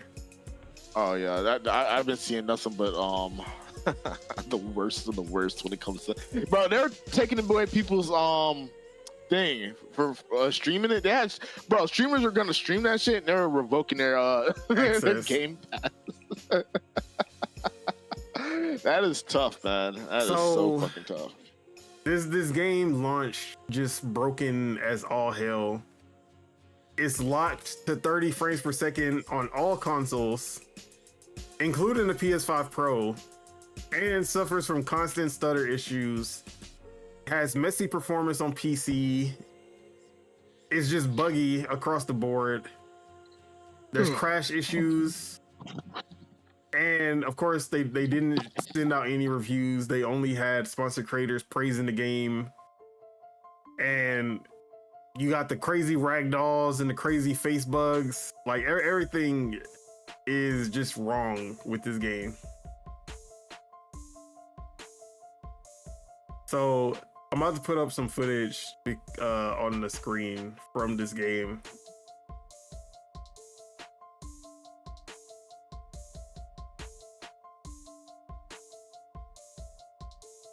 Just a moment. All right. Where's mine? So yeah, let's see right here.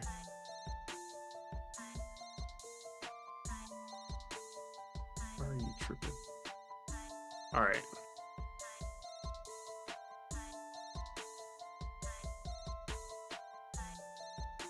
So this is the AI, bro.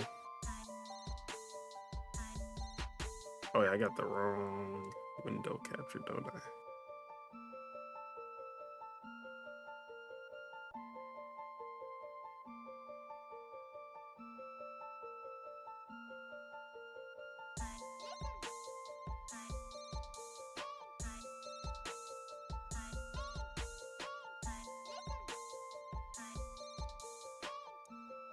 I need to fix my window.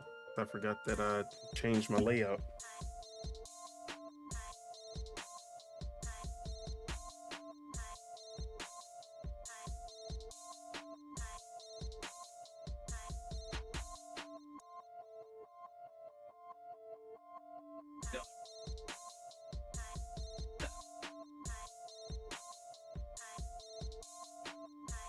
But yeah, the AI in this game is wonky as hell.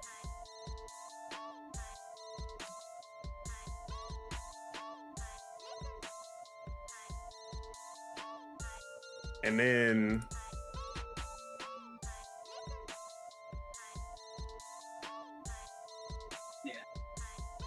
these crazy bugs.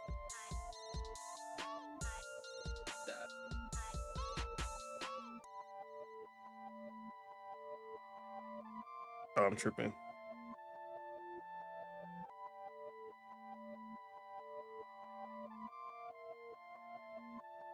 So yeah, I knew something was off with this game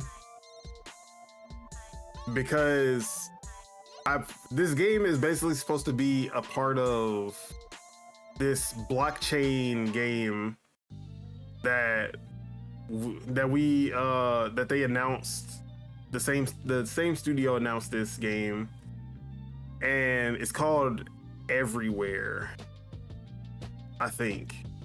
Yeah, it's called Everywhere.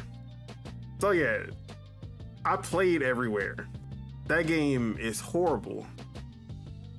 And they announced this game as like a story-driven game that was a part of that project. I'm like, this game looks too good to be true, because Everywhere looks nothing like this. I don't trust that shit. And lo and behold, that's exactly what we get in here. But have y'all seen all of this going on with Mind's Eye?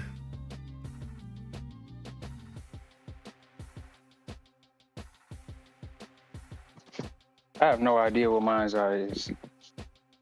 Yeah, basically it's supposed to be the Grand Theft Auto killer, but as you can see, they failed. That's how they failed. That's where they failed. Starting. They never said that, but people were hyping it up because it was ex Rockstar developers, and it kind of looked like GTA in the future, in the like gameplay trailers that we saw, the scripted ass trailers that we saw. But Fail. we need to stop just because it's an ex-developer of something great does not mean that they gonna put out something great. We always be seeing, oh man, this is the people that made such and such. This shit about to be live, and then that shit end up ass every time. And then it'd be like the Sandfall Interactive, the like they ex Ubisoft developers. Everybody hate Ubisoft, and they made one of the best games of the year. But yeah, it's just another broken launch for a big AAA game. The Metacritic is sitting at a 43 right now, which is crazy. So yeah, R.I.P. Mind's Eye. That's all I gotta say.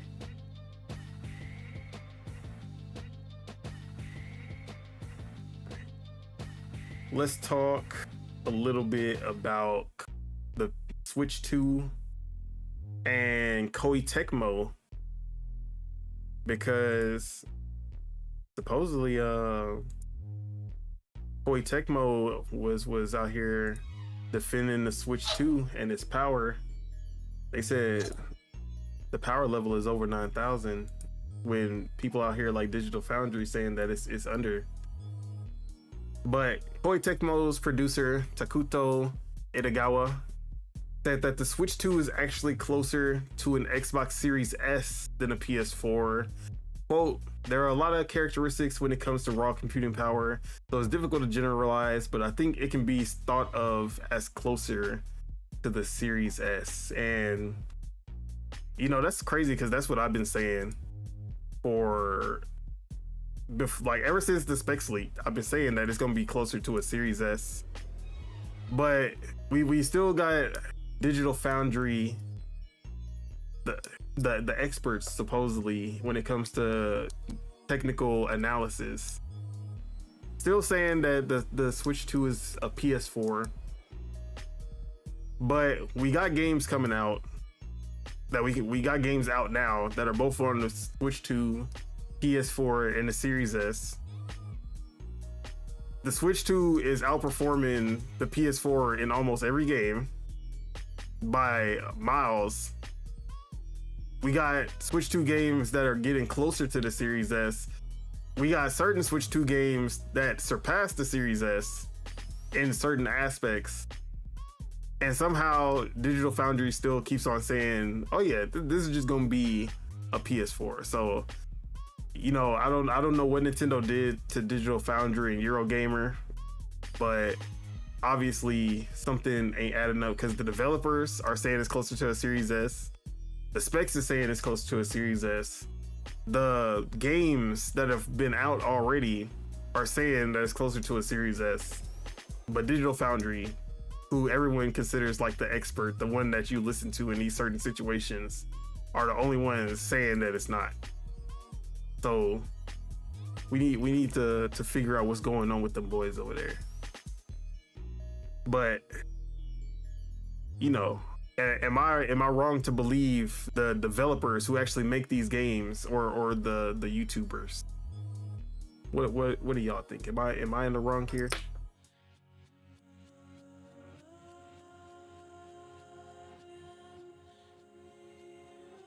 Am I the only one in here? Oh, what was that? What was that? Look, I already know you playing something. Count your day. But I was saying that the producer for Koei Tecmo, who did Wild Hearts for the Switch 2, was saying that the Switch 2 is closer to a Series S than it is to a PS4. But Digital Foundry keeps on saying that the Switch 2 is close to a PS4. So I'm over here like, who are you gonna believe? The developers who actually make the games, or the journalists, YouTubers who just do analysis? What's the reasons why though? What's the reasons? So basically they say like, oh, the DLSS is there, but it's not like current DLSS. The CPU is definitely weaker than the Series S, but it's still leagues ahead of the PS4. Like, it's a handheld, so obviously you don't get the same power draw as you do as a console. So PlayStation, Sony was the ones that were saying that it's more like, or the Sony supporters were the ones that were saying it's more like the PlayStation 4. Digital Foundry, they're console neutral, but I don't know what it is with the Switch 2. They're like when I saw the specs, I was like, oh yeah, this is gonna be something that runs closer to the Series S. And before the Switch 2 came out, they kept on saying, oh, it's gonna be a PS4. It's not gonna be reaching like next gen kind of capabilities like the Series S would.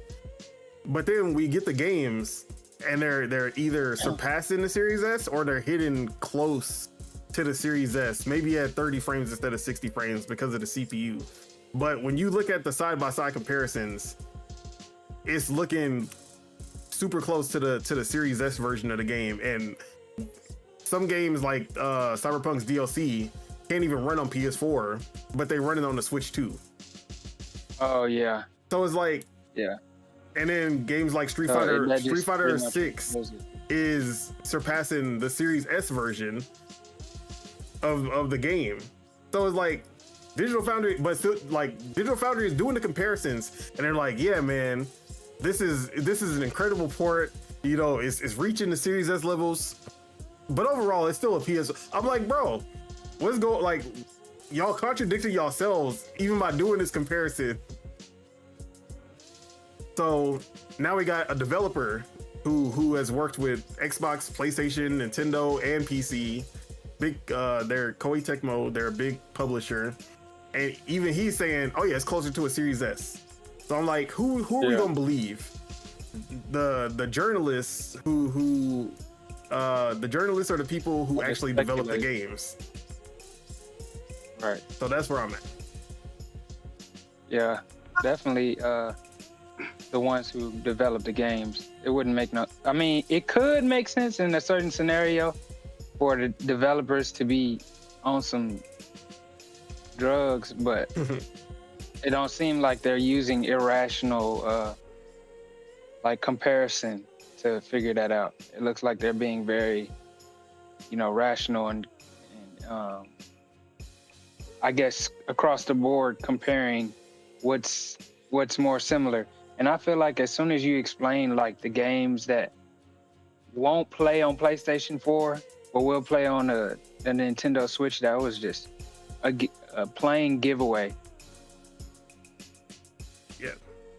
Anything, if if a game can run on the Switch 2 but it can't run on a PS4, how can you say that it's a PS4 power? That's all I gotta say. Right. Yeah. So yeah, it's still this battle of people just trying to downplay the Switch 2 for some reason, and it's getting clicks. Oh yeah, I didn't even talk about that when we talked about Mario Kart World. Like the comparisons that people were doing between Mario Kart 8 and Mario Kart World, and saying that it's a scam. It's getting to the point where you got people like Kira, who obviously are not like they're not gaming Twitter people like that. They're doing Switch 2 stuff for engagement, because that's just the thing right now is the Switch 2 hate. It gets clicks. But bro, there are definitely, because Mario Kart 8 is like baked lighting, and what I mean by that is that they basically set a time of day and how it's supposed to look, and they perfectly tuned it for that time of day. It can, like, when you look at it and you see that sunset in on that one map in like the Moo Moo Meadows, and it's like, oh shit, bro, that shit look fire, because they made the perfect sunset, and every time you play that map, you're always on that sunset. But then they compare it to Mario Kart World, where it's dynamic. It's 24-hour, like a clock, like 24-hour clock, day and night cycle. Different weather. Like so they compare it to like a sunny, not cloudy day where everything is just bright, and it's just like, it looks flat compared to the Mario Kart 8 game because of the baked lighting. Like, but if you look at a sunset on Mario Kart World, it's like comparing World, cars based off of just acceleration, but not top speed, not handling, that sounds dumb. Yeah, so like they get the shot in perfect conditions on Mario Kart 8, and then, but if you look at that same shot in the sunset on Mario Kart World, it's not even close. Like, but people go and see the first thing that they see, and then like judge stuff off of that. That's usually how it goes. But yeah, basically, moral of the story, the Switch 2 is more than capable of basically anything that comes out this generation. If it can run on the Series S, it will more than likely run on the Switch 2 as well, including games like GTA 6, Call of Duty Black Ops 7, which we probably gonna get the Switch 2 announcement at some point whenever there's a Nintendo Direct. That's gonna be exciting. But yeah, on the Switch, it's gonna be crazy. Speaking of the Switch 2, it is now the fastest selling console ever made, selling 3.5 million units in the first 4 days. And in the US, it sold 1.1 million in the first 24 hours. So this is beating the PS4, which held the record before, and that record was, let me see, the record that the PS4 held before was 1 million globally in 24 hours, and then 2.1 million in 15 days globally, versus 1.1 million in the US alone in 24 hours, and on Switch 2, 3.5 in 4 days globally. So breaking records already. They doubted them. They tried to count them out, and look where we at. I just see it as like, that's one of them systems that don't come out regularly, and it's a system that always performs to at least the minimal requirements. So why wouldn't you think that it's gonna really shine when it's the time? I don't know what niggas be on. But they were saying that the Switch 2 has competition now because of the Steam Deck, and the ROG Ally, and aren't there supposed to be like a Xbox portable system coming? yeah, the soon too? Xbox Ally is also coming out. And they saying because of the competition that the Switch 2 has now and the price being higher, that wouldn't, you know, people would go to those other systems or just skip the Switch 2 altogether because it's too high a price. You know, the games are $80. How much is it? 400? $450. Oh wow. $500 if you get Mario Kart bundled. You know, so obviously higher price than the $300 launch price that the Switch 1 was. And we got the Steam Deck at $400. You know, you can get a Steam Deck for $400. So my question comes where it's like, okay, the Nintendo Switch, the original one was kind of, I wouldn't say it was priced high, but okay, yeah, you know, it's a little ticket to get it. In comparison to the systems, like regular standalone systems, stationary systems. Yep. Now, when you look at it from the perspective of Xbox Series X, PS5, then the Nintendo Switch, like, you see how you would, in those scenarios, rate them in comparison to each other or how they stand? Do you feel like the price increase by double at least brings, like, how do you feel like it affects that rating on the scale of those against those systems? You know what I mean? So you mean like the price of the Switch and like what you get for the price compared to the PS5 and Xbox at their prices? Yeah, and then the price of the Switch 2, what a price and what it has to offer versus the same systems. So when the Switch 1 came out at $300, the PS4 and Xbox One were $400. So it was $100 less. But it was also that new idea of that you have this portable device that you can plug up to the TV, this hybrid console. Everything about the Switch 1 was new.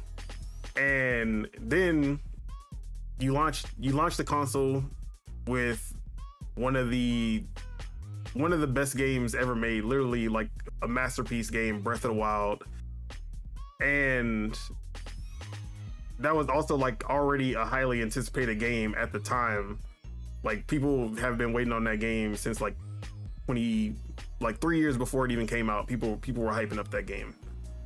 So I feel like the Switch 1's launch is like it was like crazy at the time. And the fact that no matter, like, people try to say like the Switch 1 is super outdated now, but at that time we had the handhelds that we were playing on were nowhere near the power of the Switch 1. The 3DS, you know what the 3DS looked like before the Switch came out. Small ass screens, like the 3D is 3D, but that shit was huge console. Yeah, like it's small ass screens. The 3D on it is, or not the 3D, but the 3D models are like jaggy. Right. They're like, you're not getting like no realistic cards. Yeah, you're not getting like realistic kind of graphics really. It was still generational. Yeah, I'm not gonna hate on 3DS, but like when you can, even the Vita. Like Vita had some kind of, like, they had like an Uncharted game. It was a little bit more, but it was still like 480p. You're not getting, or 540p, one of those. But then you go to the Switch and you get in full-fledged like 2K, full-fledged FIFA like type of games. Right. You get in Doom, you get in Wolfenstein, you're getting The Witcher 3. Like nothing handheld had ever been on the Switch's level at that time. And then when you compare it to the PS4, Xbox One, it's actually, I would say that compared to the PS4, Xbox One, the Switch is less capable than like if you compare the Switch 2 to the PS5 and Series X right now.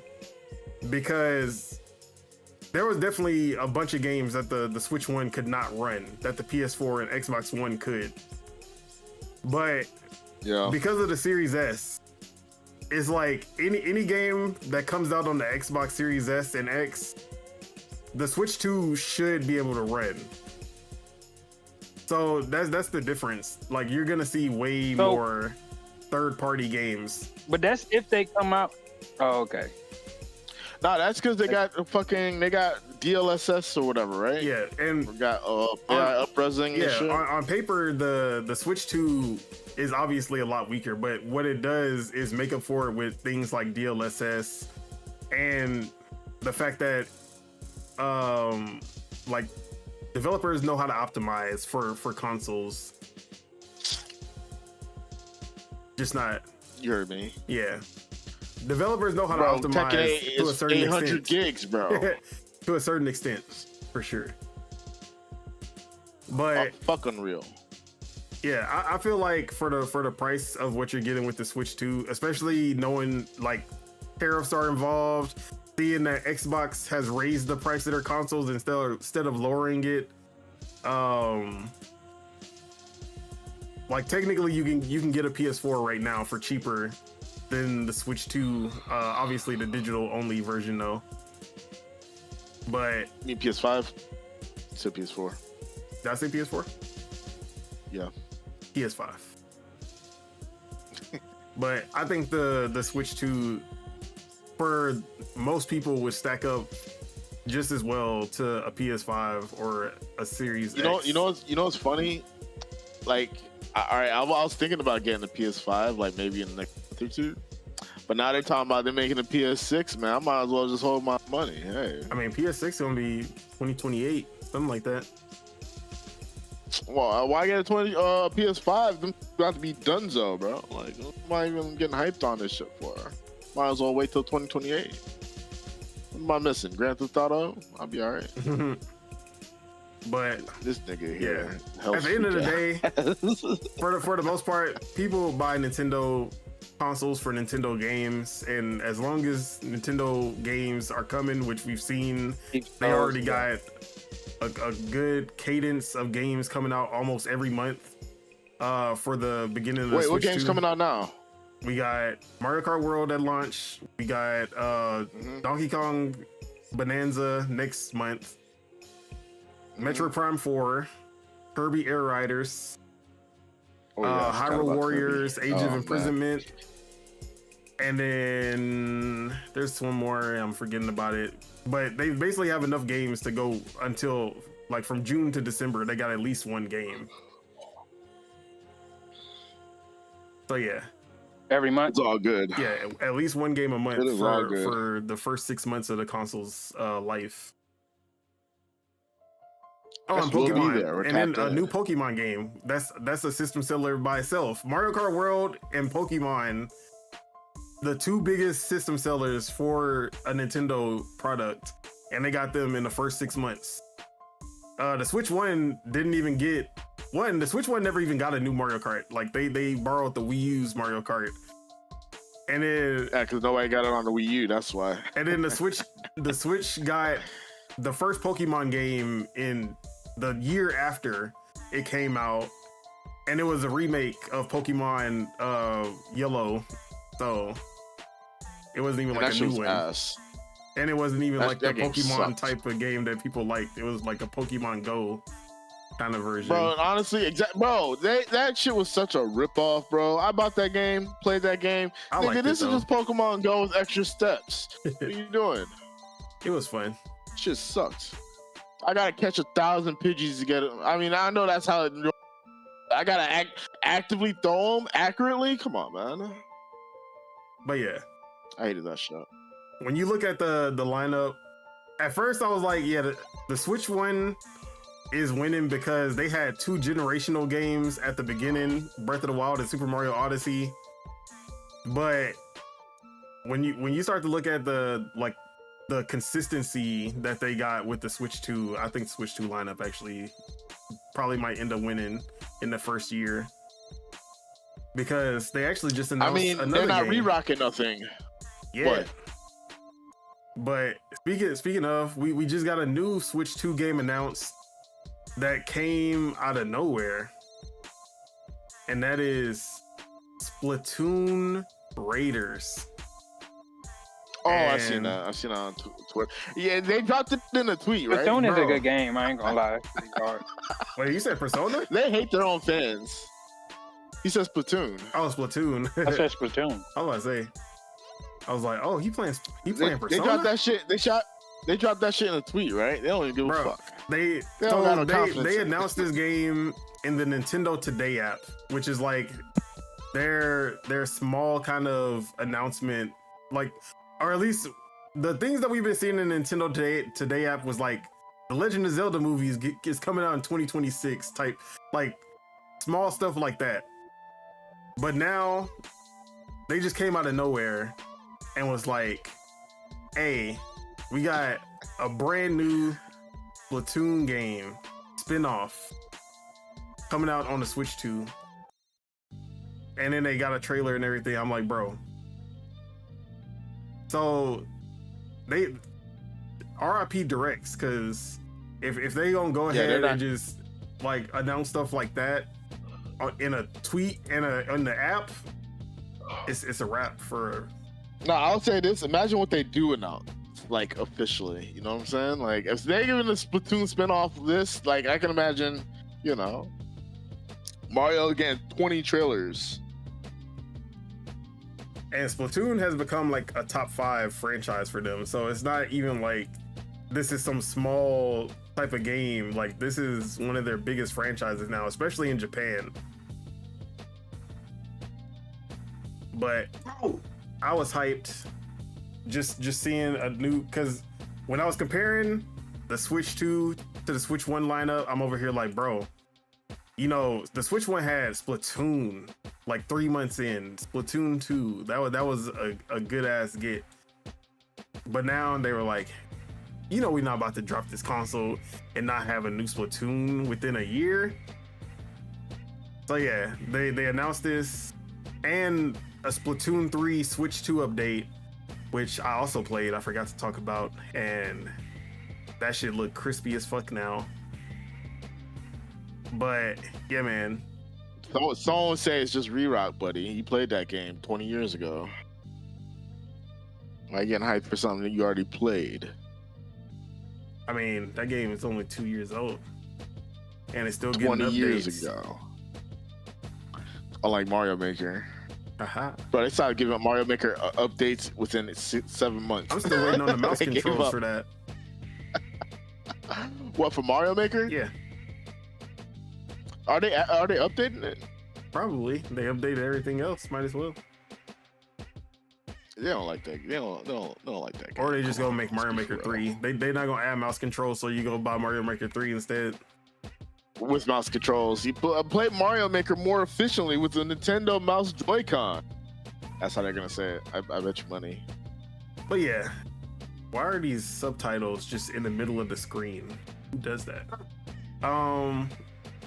But yeah, man, I'm excited for the lineup that they got so far, and you never know when they just gonna drop something else.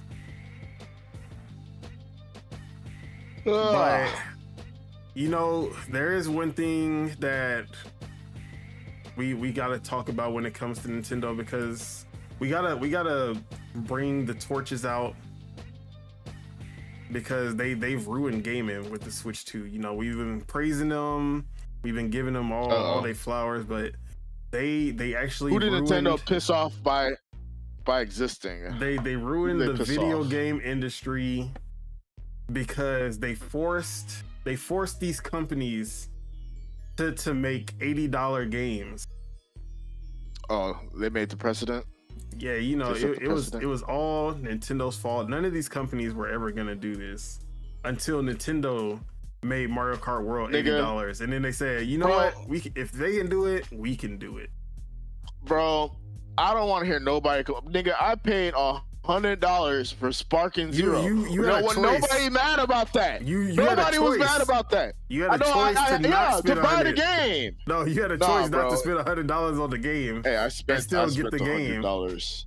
Look, I Nobody got the trying to game, hear that. and that it was the biggest waste of. Come on, people waste hundreds of dollars every year. Come on, I waste hundreds of dollars every year. So yeah, you Come on, we know, don't waste money. Mario Kart World was the first game to be announced at $80, and then now, what do we have?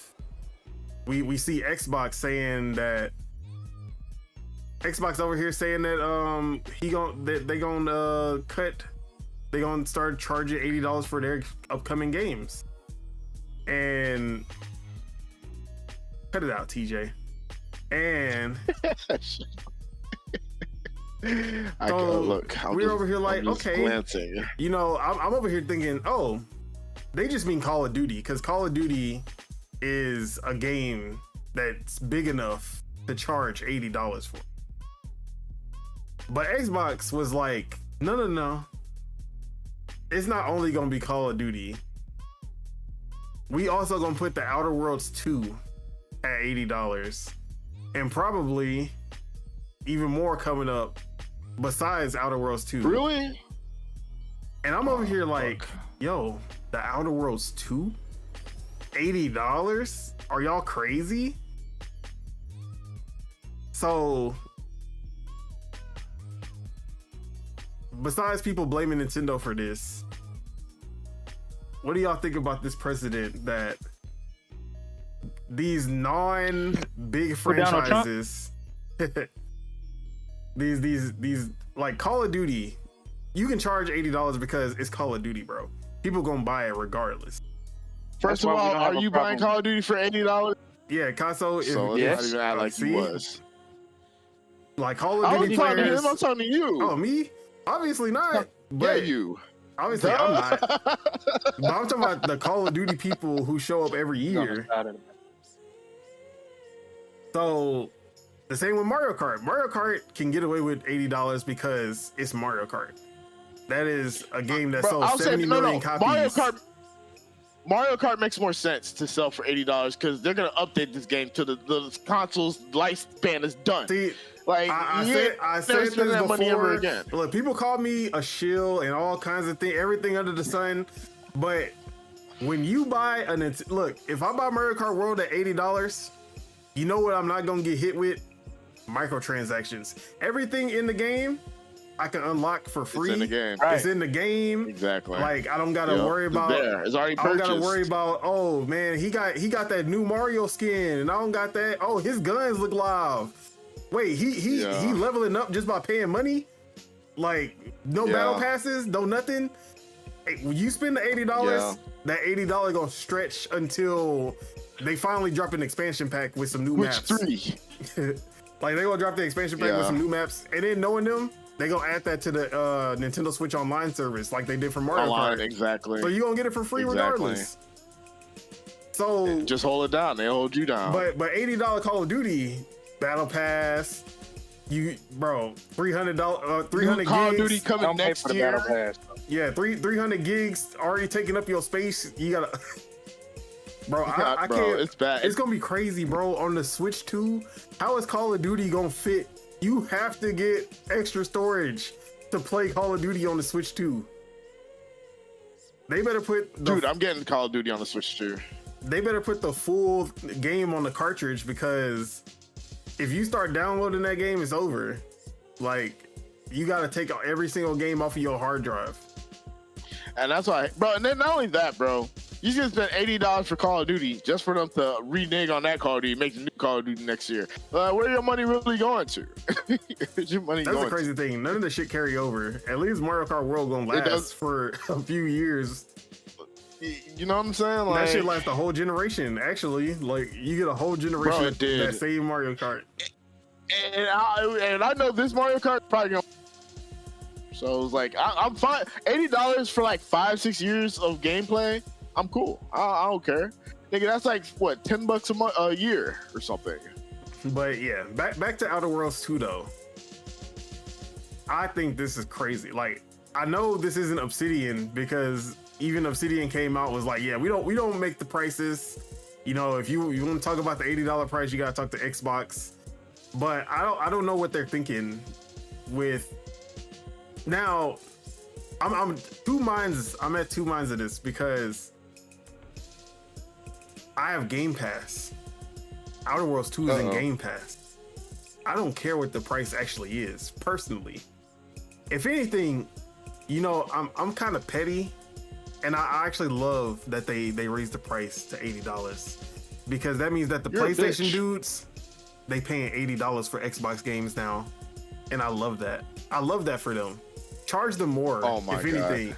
But what actually, like, the perfect scenario is that Outer Worlds 2 is $70 on Xbox, $80 on Steam, and $80 on PlayStation. That's what I would love for it to be. I want them to charge tiered pricing. Yeah, bro. I want them to charge, like, Xbox players, y'all get the deal, but them other dudes that we selling these games to, we gonna charge them more to get this premium Xbox experience. The Outer Worlds 2 is I mean, Call of Duty also. If Call of Duty was $70 on Xbox and $80 on PlayStation and PC, like, and not Windows PC, like not the Xbox store. It should be like that. That's what I'm saying. If it's an Xbox game and you putting it over there, charge them more. Charge PlayStation dudes more. But not just for that. More. But based on the type of, like, experience you're gonna get out the system too. Like, I feel like right now with the Switch 2 being more new and more popular, okay, cool. Like, if it's the most expensive and, you know, you get that wireless handheld, you get the, you know, it's DLSS, so it can run games that you would underestimate it to be able to run. Like, okay, but, you know, just, like, be considerate. Wait, make PS5 don't have no up-resing, does it? Yeah, dude. It got FSR just like the Xbox. Like, but AMD FSR is way worse than DLSS. Yeah, I heard FSR is ass. That's the I heard issue. DLSS is like the best. And if you have a PS5 Pro, and PS5 Pro has Pisser, which is their own upscale Pisser, which is their own Pisser? Yeah, PSSR. Oh my days. Oh my days. Sorry guys. And that one is better than AMD, but still kind of worse than, like, the newest DLSS. No, it's called Pisser though. Yeah, it's called Pisser. What's wrong with Pisser, bro? Hey, where's Robert Gilliard? So yeah. So everyone has upscaling, but, like, the console upscaling for Xbox and PlayStation is kind of ass, and it makes everything look smudged and fuzzy. It's definitely not sharp when you use upscaling. Not ideal. But yeah, man. Like I said, like, on a personal level, them increasing their games to $80 does not bother me at all because I have Game Pass. Get your money up. Yeah. Now, not your money up. And it makes my Game Pass service look even better because now I can be like, oh, look at these $80 games. Avocado, I see. Look at these $80 games that I'm getting for free while y'all paying $80. Like, it makes Game Pass look incredible. But it does. And I'm saying free with an asterisk because obviously you're paying monthly, but I'm already. It don't feel like it. You get to play whatever you want. Look, you know what Game Pass is? Game Pass is like a Blockbuster game rental card. Like, back in the day, you go to Blockbuster, you pick out the game you want to play because you already played a little subscription. Yeah, I respect them for it. Actually, they're better. Like, Game Pass is better. Remember GameFly? Remember that? Whatever happened to that shit? Is Redbox still a thing? Yes, Redbox. Is Redbox still a thing? Yeah, Redbox. They still got Redboxes out here at least. Do they? They don't, all them shits are gone around. we be seeing them outside the Walgreens and shit. That's because people be finessing That's because people. That boy lives in the Old Town Road. He lives on the Old Town Road. I think they're still waiting. Yeah, that's the only reason. Redbox has got games now. Yeah, they've been had games. They've been had games, but y'all niggas don't be returning them. That's why. So yeah. Hey man. But no, I'm saying, like back in the day when you wanted a game arcade or you rent that bitch for like $5, $6, $8 or whatever. You know what I'm saying? Play if you like it, you buy it or whatever. But Game Pass is like the best alternative to that, seeing as both those formats are gone for the most part. So yeah, it is what it is. Like I don't understand why they would charge $80 for Outer Worlds. That's already, well, I guess Outer Worlds did really, it ended up selling like 7 million copies or something like that. So it's not like it's a super niche title, but at the same time, I still think that's crazy to charge for it. That's just me though. Unless you only charging PlayStation people that, then charge them more. Charge them 90 actually. And I'll even Nintendo charge them more too. But that's just me. All right, we got two, I think like 2 topics left, if even that. We got 1 topic left. All right, let's talk about these PlayStation reports that came out for the quarter, because it has some interesting tidbits that we're seeing here. So starting with the PS5 sales and the adoption of the PS5, because we've seen that ever since Xbox stopped selling consoles as well as PlayStation and Nintendo, and stopped selling games as much as PlayStation and Nintendo, they moved over to monthly active users instead of talking about console sales.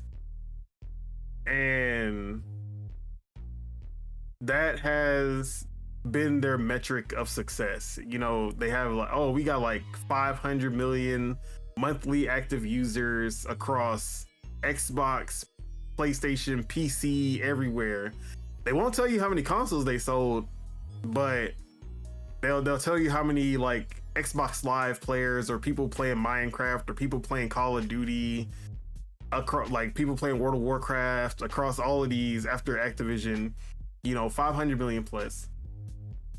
And when PlayStation would talk about success, it would always be, oh, we sold 50 million consoles, we sold 60 million consoles, sold 65 million consoles. Like, but now they didn't want to talk about consoles no more. And even then, they don't want to talk about game sales as much anymore either.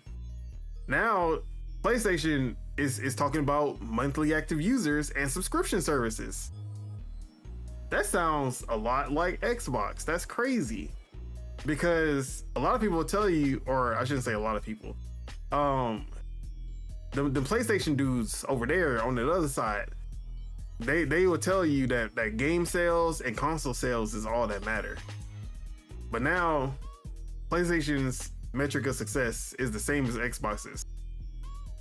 So they're talking about the monthly active users. They have 124 million across PS4 and PS5. But you know what's the craziest part? For the first time since the launch of the PS5, how many? 5 years into the generation, has finally surpassed the PS4 in monthly active users. 5 years, and the PS5 has finally surpassed the monthly active users of the PS4. I find that crazy, because I'm pretty sure most people on Xbox One are on Series X. I'm pretty sure there are way more Series X and S players than Xbox One players, and that's been the case for like 2 years. Hey, that PS4 looking like the PS2 Part 2. What's called? Bro, that's literally how it was though with the PS2. The six might do the same thing. It's only the even numbers. you can only trust the even numbers when it comes to PlayStation. Like the even numbers are the successful ones. I was just gonna say the same thing, bro. But- like, yeah, I might as well wait for the because But we know that according to King David, there's no PS6, so we don't gotta worry about that. whoa, Dexerto, whatever the fuck their name was talking about. Yeah, You said Larry Hoover? Yes. Larry Hoover, what? PS6 is top priority. That's what I've seen. But you know, it's Dexerto, so who knows if that's like factored cap. Bro, Dexerto don't even be sourcing anything. They just be saying shit. And Bro, then- Dexerto is really just a streamer fucking platform. They just promote streamers and shit. I don't know why they be talking about games and shit like they really be about that. But you know, hey, you know, So, shout yeah. outs to them, even though they be capping. But yeah, 124 million monthly active users now, and for the first time, they finally surpassed the PS4 in like when it comes to monthly active users, which 5 years into the console generation, I find pretty crazy. I want to see how long it takes for the Switch 2 to surpass the Switch 1.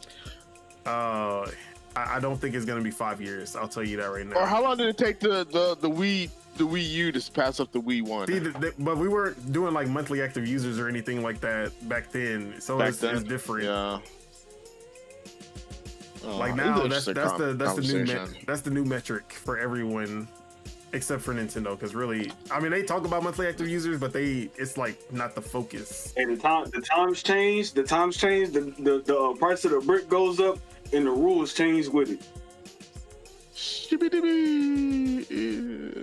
But yeah, so that was the first part of their what's it called that I found interesting, their little metrics. But there was a interesting tidbit from Herman Hulse, and when I God. read this, Why do I cringe whenever you say his name? when I read this, That shit I cringes was me like, out. if anyone but a PlayStation exec has said this, the internet would be on Nintendo or Xbox's ass. So this is what he says. When it comes to single player, we are focused on consistently delivering at least one tentpole title per year at the right Oh my time in the God. year, at the right quality level, which players have come to expect from PlayStation Studios. One tentpole title per year. The last year's was Concord or It was Astrobot.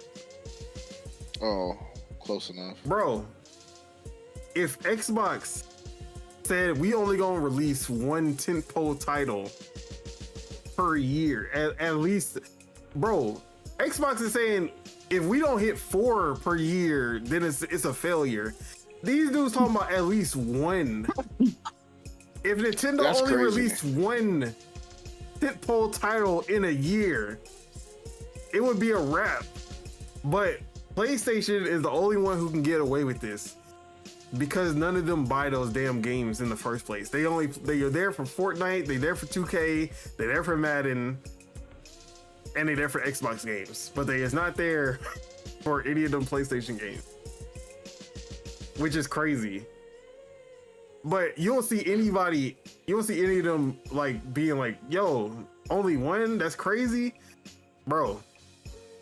But say if Xbox would have said this, every journalist under the sun would have wrote an article saying that Xbox can only put out one game a year. Bro, video games, bro, talking about video games is almost like talking about politics because it's the It's same real- damn shit. It's literally politics. Like this shit is literally politics, bro.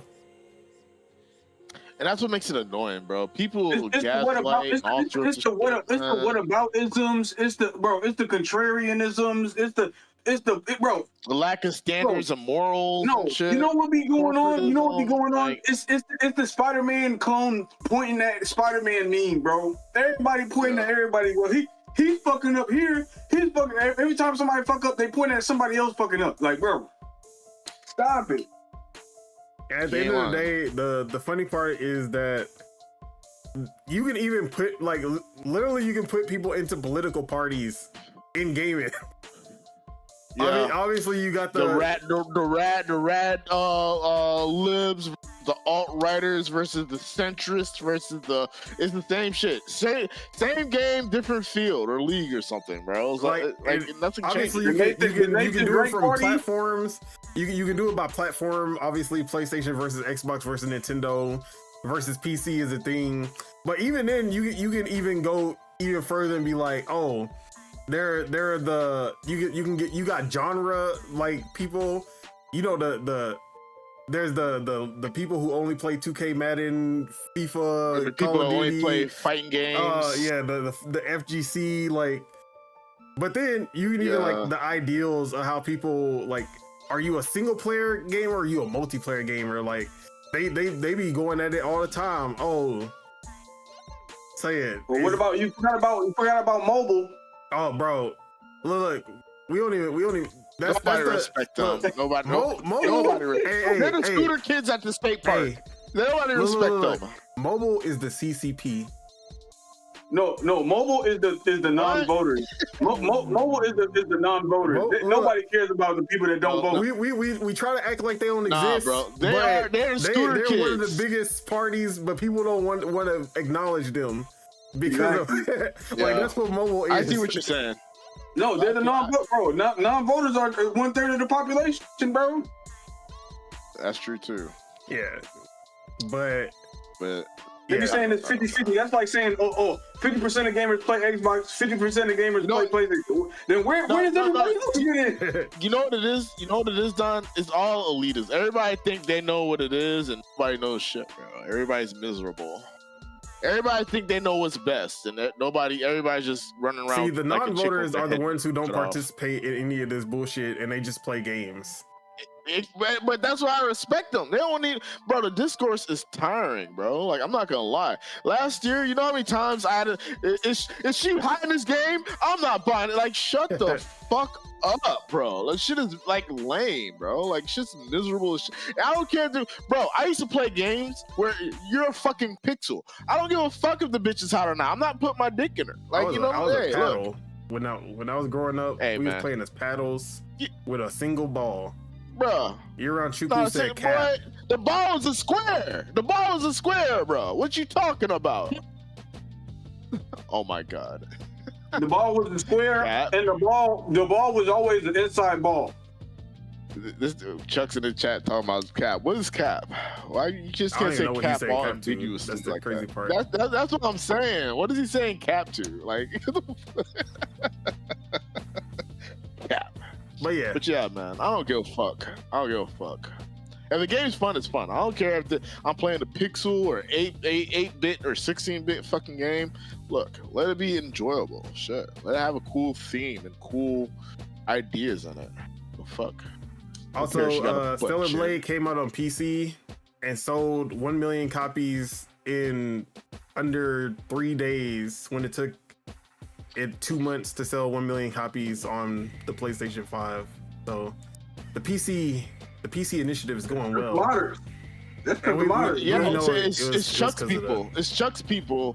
Nah, it was Chuck's people. The PC Master Racers. I know what y'all did to that game. I know what y'all did. Y'all are disgusting. It was me. Yeah, I know it was you, bitch. You and Chuck. PC Master Racers. But yeah, man, I'm happy. Fuck the discourse. Enjoy games. I'll always say, don't let nobody shame you for. If you like playing Hello Kitty Island Adventure, hey, shout outs to you, sis. That's all I'm gonna say. Except when it comes to Lord Mars, unless you playing Felt That Boxing, then. Is that fucking game that we seen at the thing? The Muppet boxing game, Bro, I have fever dreams about that shit, bro. Don't even bring that shit up again. I'll take back my statement if I see good gameplay. If I see good gameplay, I'll take away my statement. Nah, what if that was the gameplay? What else you need? If that was gameplay, if it's plays like Punch Out, I'm cool with Punch Out, bro. I'd rather just play Punch Out. I'd rather play Punch Out too. I ain't gonna lie. I'm not here for the story. You don't want Punch Out with a deep story with Muppets? Nope. Nah, first of all, the Muppets were the dirtiest Muppets I've ever seen. Everybody is Oscar the Grouch. I'll say that. Hey, not everybody was Oscar the Grouch. If it play like Fight Night Champions, I'll play it. But other than that, playing like Fight Night Champions, bro. That shit like Punch Out with Muppet physics, Muppet ragdoll physics. If you gotta fight your way out of Muppet jail, hey, I'll play it. I guess. But yeah, that was the last topic for today. Anything y'all want to add to that? The PlayStation topic before we wrap it up. Shout out to them. I'm PS6. Fuck them. That's all I'm saying. No PS6. Hey, that's not what Exerto said on Twitter.com. They said PS6 top priority. Sony need to get it together. Hashtag no PS6. Put them in the chat. Drop the price. I'm gonna be the first one saying drop the price. As soon as they announce that price, I'm going in the fucking chat and tell them to drop that shit immediately. But with that, that is it. That is all we have for you guys today. Thank you all for tuning in and all the people leaving comments in the chat. We do appreciate the support. Make sure you guys hit that like because we love you guys and it helps us grow this channel.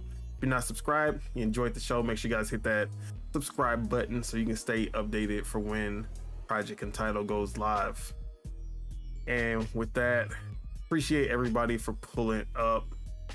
Deadshot Teach, where can we find you? What you got going on? Streaming tonight. I'm playing Mario Kart World. Tap in, fuck with me. I'll dust your ass. I don't care how many shells I'll throw at you. I'm beating that ass.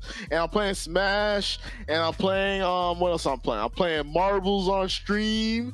And I'm reacting. We're doing react videos. And we're gonna talk about Don being bald. And then that's it. I am bald.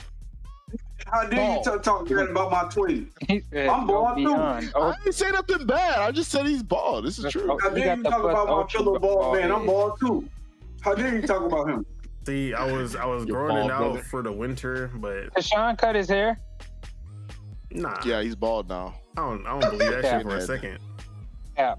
He's a skinhead. Only time I ever seen this man's head is when he got out, and that's all I'm one saying. time in school. Yeah, he was in school. When he had the waves. Why was he waved? What I did come out here. That man did not have no waves. Yeah, that did happen too. Bro, he did have waves, bro. He came back with waves. That shit was funny. Yeah, I think there's a picture somewhere. I got that shit on ocean water. No. I got TJ spray on video, but I don't think I got to Sean.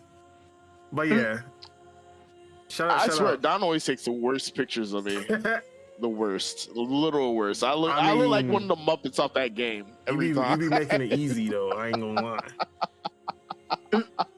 But yeah, whatever, man. That's all you got though. That's all you gonna be up to. Yeah, Mario Kart World. We're playing 9 p.m. Central. Tap in twitch.com/deadshot. Just know I'll beat your ass. I'm free after this. Show up. Show up. Hey, we can play right now. Soul Calibur, anything. We can play right now. Hey, matter of fact, we can hop on Soul Calibur. I got it download. Hop on that shit immediately. It's supposed to be a rap for you, but Spirit of Truth, Lord Mars. Oh, what were you about to say? No, I said I know you need B-roll for your next video. Well, I can't record, so I can't record on my Switch yet. Because I have my dock in the living room. No, my dock is in the living room, and I don't have a second dock. So I don't got time to be moving it back and forth either. That's why you was talking about. I feel you on that. How much are docks? $120 for the official one. Miyamoto, bro. These drop the price. Yeah, we can definitely say drop the price on that bullshit. I mean, I know I got a fan this time, but still, that shit is a crazy. Nigga, a fan is $5. Nigga, I could buy a hairdryer with a fan, and it's $20. What are you talking about? Buy a damn hairdryer. So yeah, the only thing that Nintendo gonna drop the price on is that one game that teaches you how to play the Switch. But yeah, Lord Meat. I don't know what he talking about.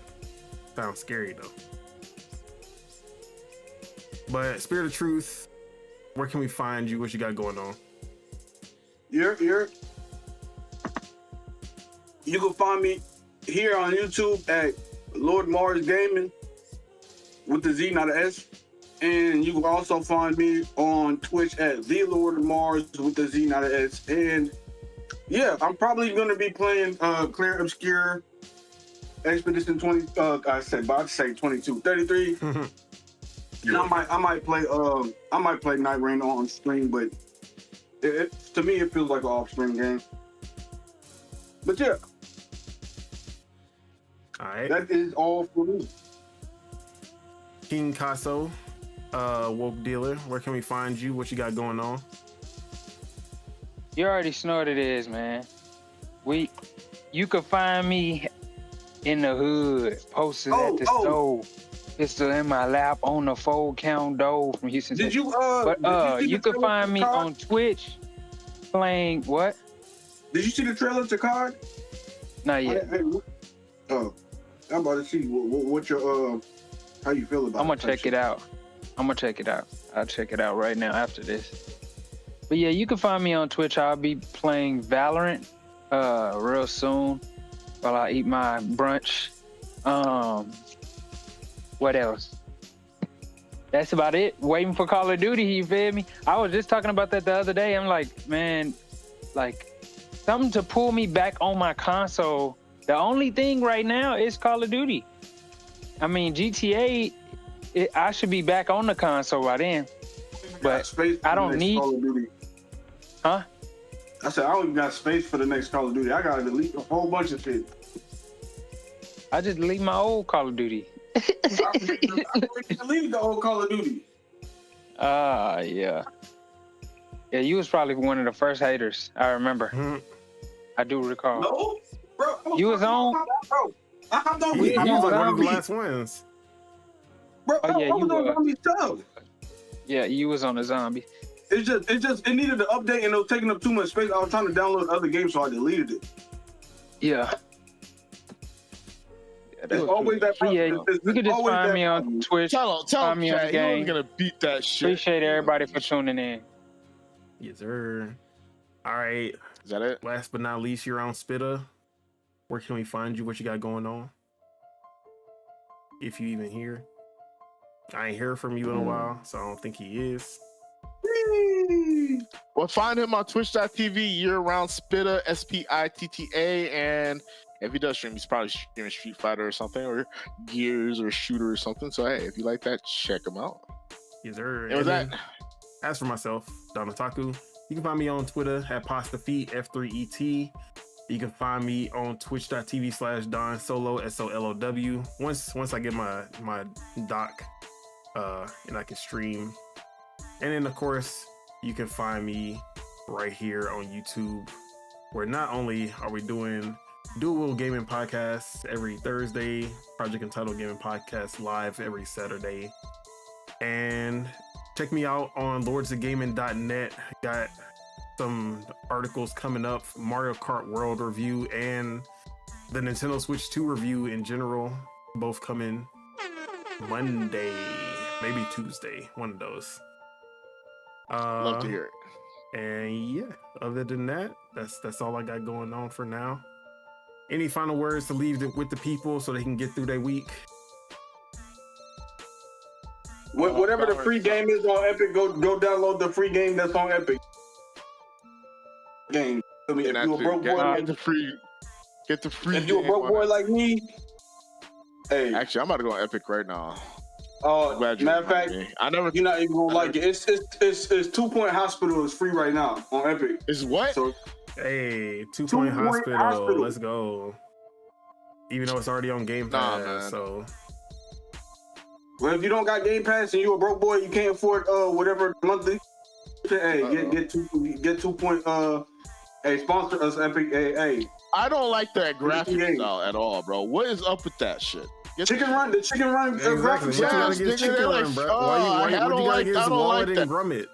Wallace and Grummet. I don't got nothing against them. They're faking it. They're faking it. You know why you don't like it? They don't have the British teeth. They don't have British teeth. They have regular teeth, bro. No, they got swollen jaws. I don't want to see this shit. But exactly, it's not the jaws not matching the teeth.